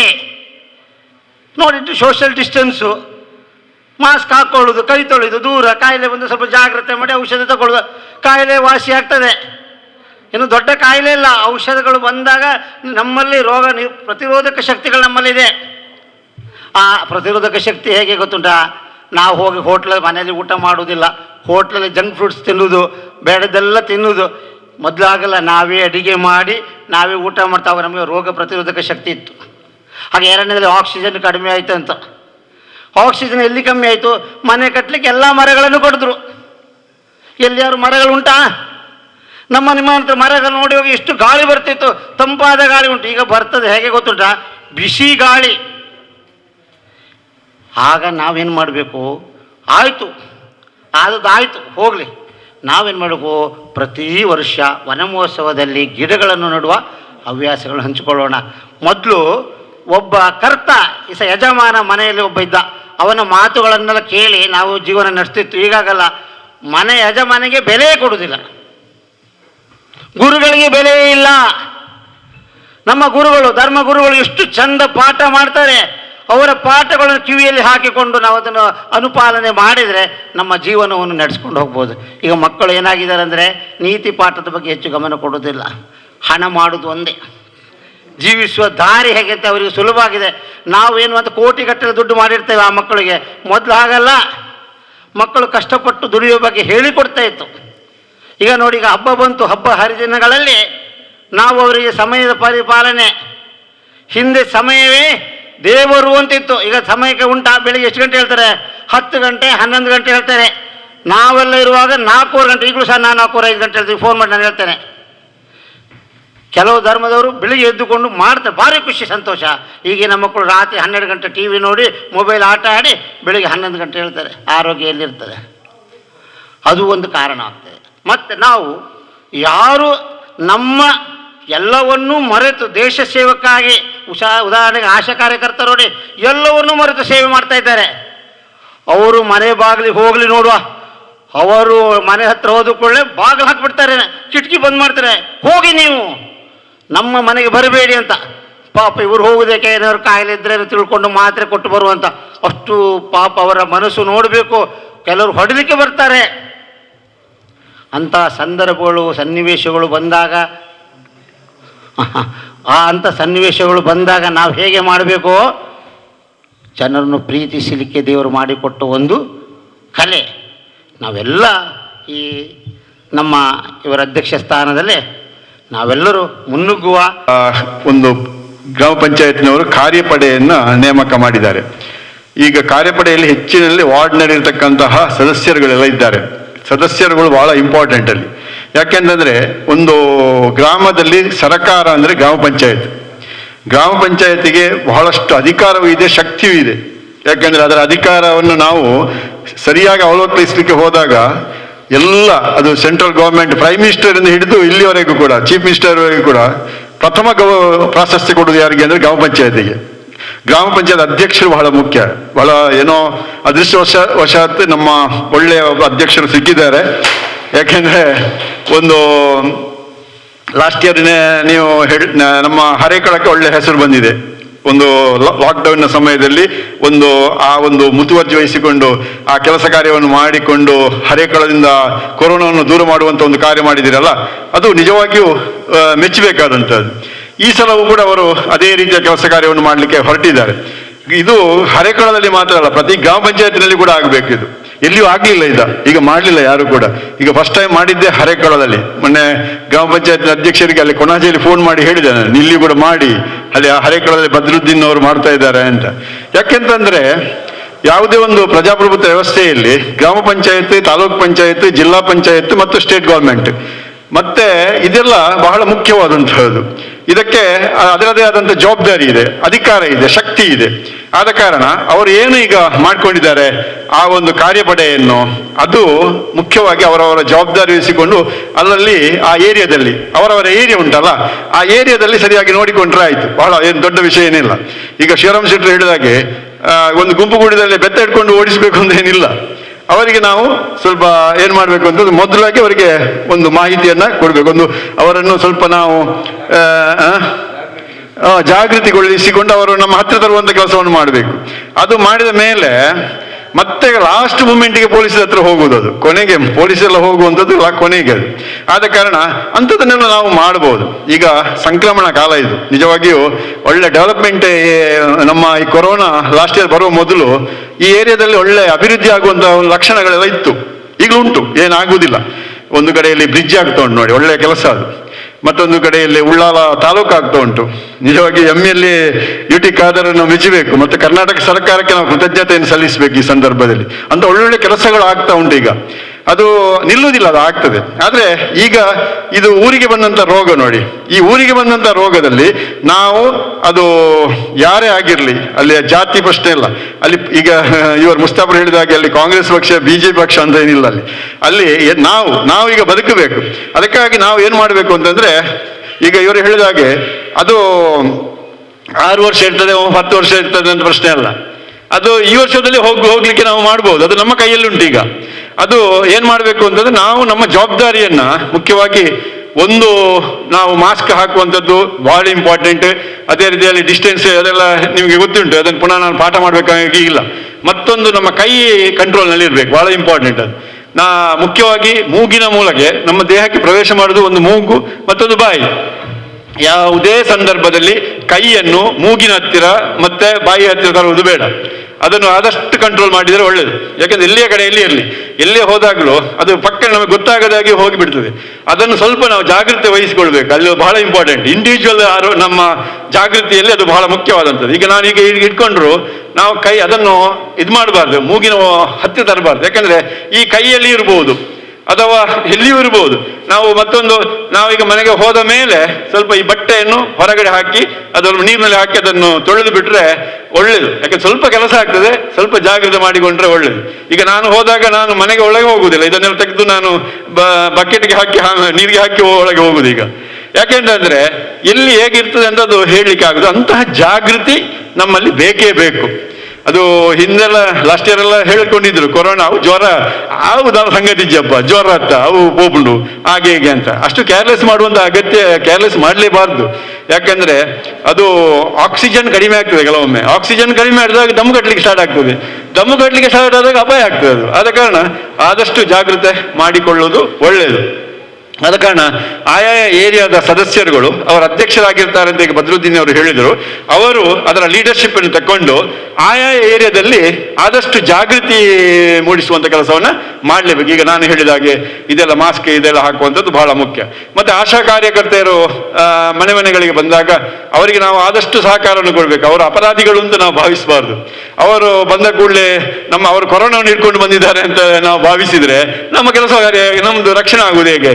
ಆದ ಕಾರಣ ಆಶಾ ಕಾರ್ಯಕರ್ತರನ್ನು ನಾವು ಯಾವಾಗಲೂ ಬಹಳ ಪ್ರೀತಿಯಿಂದ ಗೌರವಿತವಾಗಿ ಸ್ವಾಗತಿಸಬೇಕು ಎನ್ನುವಂಥದ್ದು ಬಹಳ ಮುಖ್ಯವಾದಂಥ ಕೆಲಸ. ಆದ್ದರಿಂದ ನಾವು ಇಂಥ ಕೆಲಸ ಕಾರ್ಯಗಳನ್ನೆಲ್ಲ ನಾವಾಗಿ ಮಾಡಬೇಕು ಹೊರತು ನಾವು DC ಅವರನ್ನು ಬೈದರೆ ಪ್ರಯೋಜನ ಇಲ್ಲ, ಅಥವಾ MLA ಬೈದರೆ ಪ್ರಯೋಜನ ಇಲ್ಲ, ಚೀಫ್ ಮಿನಿಸ್ಟರ್ ಬೈದ್ರೆ ಏನು ಪ್ರಯೋಜನ ಇಲ್ಲ, ಅದೇನು ಆಗೋಲ್ಲ. ಆದ ಕಾರಣ ನಮ್ಮ ಏರಿಯಾದಲ್ಲಿ ನಾವು ಈ ರೀತಿಯ ಒಂದು ಕೆಲಸ ಕಾರ್ಯವನ್ನು ಮಾಡಿದ್ರೆ ಇದು ಒಳ್ಳೆಯದು ಅಂತ. ಆದ ಕಾರಣ ಇದಕ್ಕೆ ಹರೇಕಳ ಗ್ರಾಮ ಪಂಚಾಯತ್ ಮುಂದೆ ಬಂದಿದೆ. ಅದಕ್ಕೆ ನಾವೆಲ್ಲ ಸಪೋರ್ಟ್ ಮಾಡುವ, ಸಹಕಾರವನ್ನು ಕೊಟ್ಟರೆ ಈ ಏರಿಯಾದ ಈಗ 40 ಕೇಸ್ ಏನು ಉಂಟು ಅಂತ ಹೇಳಿದ್ರಲ್ಲ, ಈ 40 ಏರಿಯಾದ ಕೇಸಸ್ಗಳು ಇಲ್ಲಿ ಯಾವ ವಾರ್ಡ್ನಲ್ಲಿ ಉಂಟು ಅಂತ ಈಗ ನಮಗೆ ಗೊತ್ತಿದೆ. ಆ ವಾರ್ಡಿನ ಸದಸ್ಯರುಗಳು ಆದಷ್ಟು ಜಾಗೃತಿ ಮಾಡಿಕೊಂಡು ಅಲ್ಲಿರ್ತಕ್ಕಂತಹ ಜನಗಳನ್ನೆಲ್ಲ ಸ್ವಲ್ಪ ತನ್ನ ಕಡೆಗೆ ಸೆಳೆದುಕೊಂಡು ಅವರ ಸಹಕಾರವನ್ನು ಪಡೆದುಕೊಂಡು ಈ ಕೆಲಸವನ್ನು ಕಾರ್ಯ ಮಾಡಿದರೆ ಇದರಲ್ಲಿ ಏನು ದೊಡ್ಡ ಕೆಲಸ ಆಗುವಂಥದ್ದಿಲ್ಲ, ಏನು ಭಯ ಪಡಿಬೇಕಂತಲೂ ಇಲ್ಲ. ಮತ್ತೊಂದು ಎರಡನೇ ಮುಖ್ಯವಾದ ವಿಷಯ ಅಂತಂದ್ರೆ, ಯಾವುದೇ ರೋಗ ಇರಲಿ ಮನಸ್ಸು ಬಹಳ ಮುಖ್ಯ ಅಂತೆ. ಮನಸ್ಸಿಗೆ ಈಗ ಶುಗರ್ ಇರಲಿ, BP ಇರಲಿ, ಎಂಥದೇ ಇರಲಿ, ಮನಸ್ಸನ್ನು ಸರಿ ಮಾಡಿಕೊಳ್ಬೇಕು. ಮನಸ್ಸಿನಲ್ಲಿ ಹೆದರಿಕೆ ಹುಟ್ಟಿಕೊಂಡ್ರೆ, ಮನಸ್ಸಿನಲ್ಲಿ ಗೊಂದಲ ಹುಟ್ಟಿಕೊಂಡ್ರೆ, ಮನಸ್ಸು ಸರಿ ಇಲ್ಲ ಅಂತ ಆಗಿದ್ರೆ ರೋಗ ಬೇಗನೆ ಬರ್ತದೆ. ಆದ ಕಾರಣ ಡಾಕ್ಟರ್ BM ಹೆಗ್ಡೆ ಅವರ ಈ ಮಾತು ಕೇಳಿದಿರ್ಬಹುದು ನೀವು, ಶುಗರ್ ಆಗಿರ್ಲಿ, BP ಆಗಿರ್ಲಿ, ಅದು ರೋಗವೇ ಅಲ್ಲ ಅಂತೆ. ಅದಕ್ಕೆ ಮುಖ್ಯವಾಗಿ ಮನಸ್ಸಿಗೆ ನಾವು ಔಷಧಿಯನ್ನು ಕೊಡಬೇಕು. ಮನಸ್ಸಿಗೆ ಔಷಧಿಯನ್ನು ಕೊಡಬೇಕಿದ್ರೆ ಮನಸ್ಸನ್ನು ಆದಷ್ಟು ಸಮಾಧಾನದಿಂದ ಇಟ್ಟುಕೊಳ್ಳುವಂತ ಕೆಲಸವನ್ನು ನಾವು ಮಾಡಿದ್ರೆ ಇಂಥ ಕಾಯಿಲೆಗಳಿಂದೆಲ್ಲ ದೂರ ಹೋಗುವುದಕ್ಕೆ ಸಾಧ್ಯತೆ ಉಂಟು. ಅಂತೂ ಈಗ ಪ್ರಾರಂಭ ಏನಾಗಿದೆ ಅದು ಒಳ್ಳೆಯ ರೀತಿಯಲ್ಲಿ ಆಗಲಿ. ಮುಖ್ಯವಾಗಿ ಆ ಕಾರ್ಯಪಡೆಯವರೆಲ್ಲ ಆದಷ್ಟು ಎಚ್ಚೆತ್ತುಕೊಂಡು ಜಾಗೃತಿಯಿಂದ ಏನ್ ಮಾಡ್ಬೇಕಂದ್ರೆ ಕೆಲಸ ಕಾರ್ಯವನ್ನ ಮಾಡಬೇಕು. ಇದು ನಿಜವಾಗಿಯೂ ಹರೇಕಳ ಗ್ರಾಮ ಪಂಚಾಯತಿಯಿಂದ ಹರೇಕಳ ಗ್ರಾಮದಲ್ಲಿ ಆದಂತ ಈ ಕೆಲಸ ಕಾರ್ಯ ಅದು ಉಳಿದವರಿಗೆ ಮಾದರಿ ಆಗಬೇಕು ಅಂತ ನಾನು ಈ ಸಂದರ್ಭದಲ್ಲಿ ಹಾರೈಸಿ, ಯಾರ್ಯಾರು ಏನೇನು ಯಾವ ವಾರ್ಡ್ನಲ್ಲಿ ಕೆಲಸ ಕಾರ್ಯವನ್ನು ಮಾಡ್ತಾ ಇದ್ದಾರಾ ಅವರಿಗೆ ಗೊತ್ತುಂಟು. ಈಗ ಒಂದು ವಾರ್ಡ್ನ ಸದಸ್ಯರಿಗೆ ಆ ವಾರ್ಡ್ನಲ್ಲಿ ಎಷ್ಟು ಕ್ರಿಯಾಶೀಲರಿದ್ದಾರೆ ಎನ್ನುವುದು ಗೊತ್ತುಂಟು. ಅವರನ್ನೆಲ್ಲ ಹಿಡ್ಕೊಂಡೇ ಆ ಕೆಲಸವನ್ನು ಮಾಡಬೇಕು, ಅದು ಬಹಳ ಇಂಪಾರ್ಟೆಂಟ್. ಆ ವಾರ್ಡ್ನಲ್ಲಿ ಕೆಲವು ಈಗ ನಿಮಗೆ ಪಾಠ ಮಾಡುವಂತ ಅಗತ್ಯ ಇಲ್ಲ, ಯಾಕಂದ್ರೆ ಇಲ್ಲಿ ಬಂದು ಸೇರಿದವರೆಲ್ಲ ಅವರಿಗೆ ಗೊತ್ತುಂಟು ವಿಷಯ. ಆ ಜವಾಬ್ದಾರಿ ಇದ್ದವರು ಇಲ್ಲಿ ಬರುವುದು, ಇಲ್ಲದ್ರೆ ಬರುವುದಿಲ್ಲ.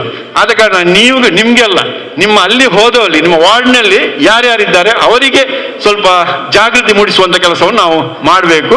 ಅದರ ಒಟ್ಟಿಗೆ ಈಗ ಇವರು ಧರ್ಮಗುರುಗಳು ಹೇಳಿದಂಥ ಸಲಹೆ ಕೂಡ ಅದು ಒಳ್ಳೆಯದು. ಸ್ವಲ್ಪ ಅದನ್ನು ಕೈಪಿಡಿ, ಒಂದು ಸಣ್ಣ ಕೈಪಿಡಿ ಅಂದರೆ ಪುಸ್ತಕ ಅಲ್ಲ, ಇವರು ಹೇಳಿದ ಪುಸ್ತಕ ಮಾಡಬೇಕಂತೇನಿಲ್ಲ, ಅದನ್ನೊಂದು ಸಣ್ಣ ಪ್ಯಾಂಪ್ಲೆಟ್ನಾಗಿಯೂ ಕೂಡ ಮಾಡ್ಬೋದು, ಮಾಡಿ ಅದನ್ನು ಹಂಚುವಂಥ ಕೆಲಸವನ್ನು ಮಾಡ್ಬೋದು. ಒಂದು ಕಡೆಯಲ್ಲಿ ಇದು ಕೂಡ ಅಲ್ಲಲ್ಲಿ ಇದು ಕೂಡ ಹಾಕುವಂಥದ್ದು, ಫ್ಲ್ಯಾಗ್ಸ್ ಹಾಕುವಂಥದ್ದು, ಇದು ಅದು ಕೂಡ ಮಾಡ್ಬೋದು. ಅದರ ಒಟ್ಟಿಗೆ ಎಂಥದ್ದು ಮುಖ್ಯವಾಗಿ ಆಯಾ ಏರಿಯಾದ ಅಲ್ಲಿ ಕಷ್ಟದಲ್ಲಿರುವಂಥ ಜನರಿದ್ದಾರಲ್ಲ ಅವರನ್ನು ಗುರುತಿಸಿ ಒಂದು ಅವಾರ್ಡ್ನ ಸದಸ್ಯರು, ಅಧ್ಯಕ್ಷರು ಅಂತ ಯಾರು ಇರ್ತಾರೆ, ಅವರೊಂದು ರಿಪೋರ್ಟನ್ನು ತಯಾರು ಮಾಡಿಕೊಂಡು ಇಟ್ಟುಕೊಂಡ್ರೆ ಯಾರ್ಯಾರಿಗೆ ಏನೇನು ಕಷ್ಟ ಕಾಲದಲ್ಲಿ ಅವರಿಗೆ ಸಹಾಯ ಆಗಬೇಕೋ ಅದನ್ನು ಒದಗಿಸಿಕೊಡುವಂಥ ಕೆಲಸ ಕಾರ್ಯ ಮಾಡಲಿಕ್ಕೆ ಆಗ್ತದೆ.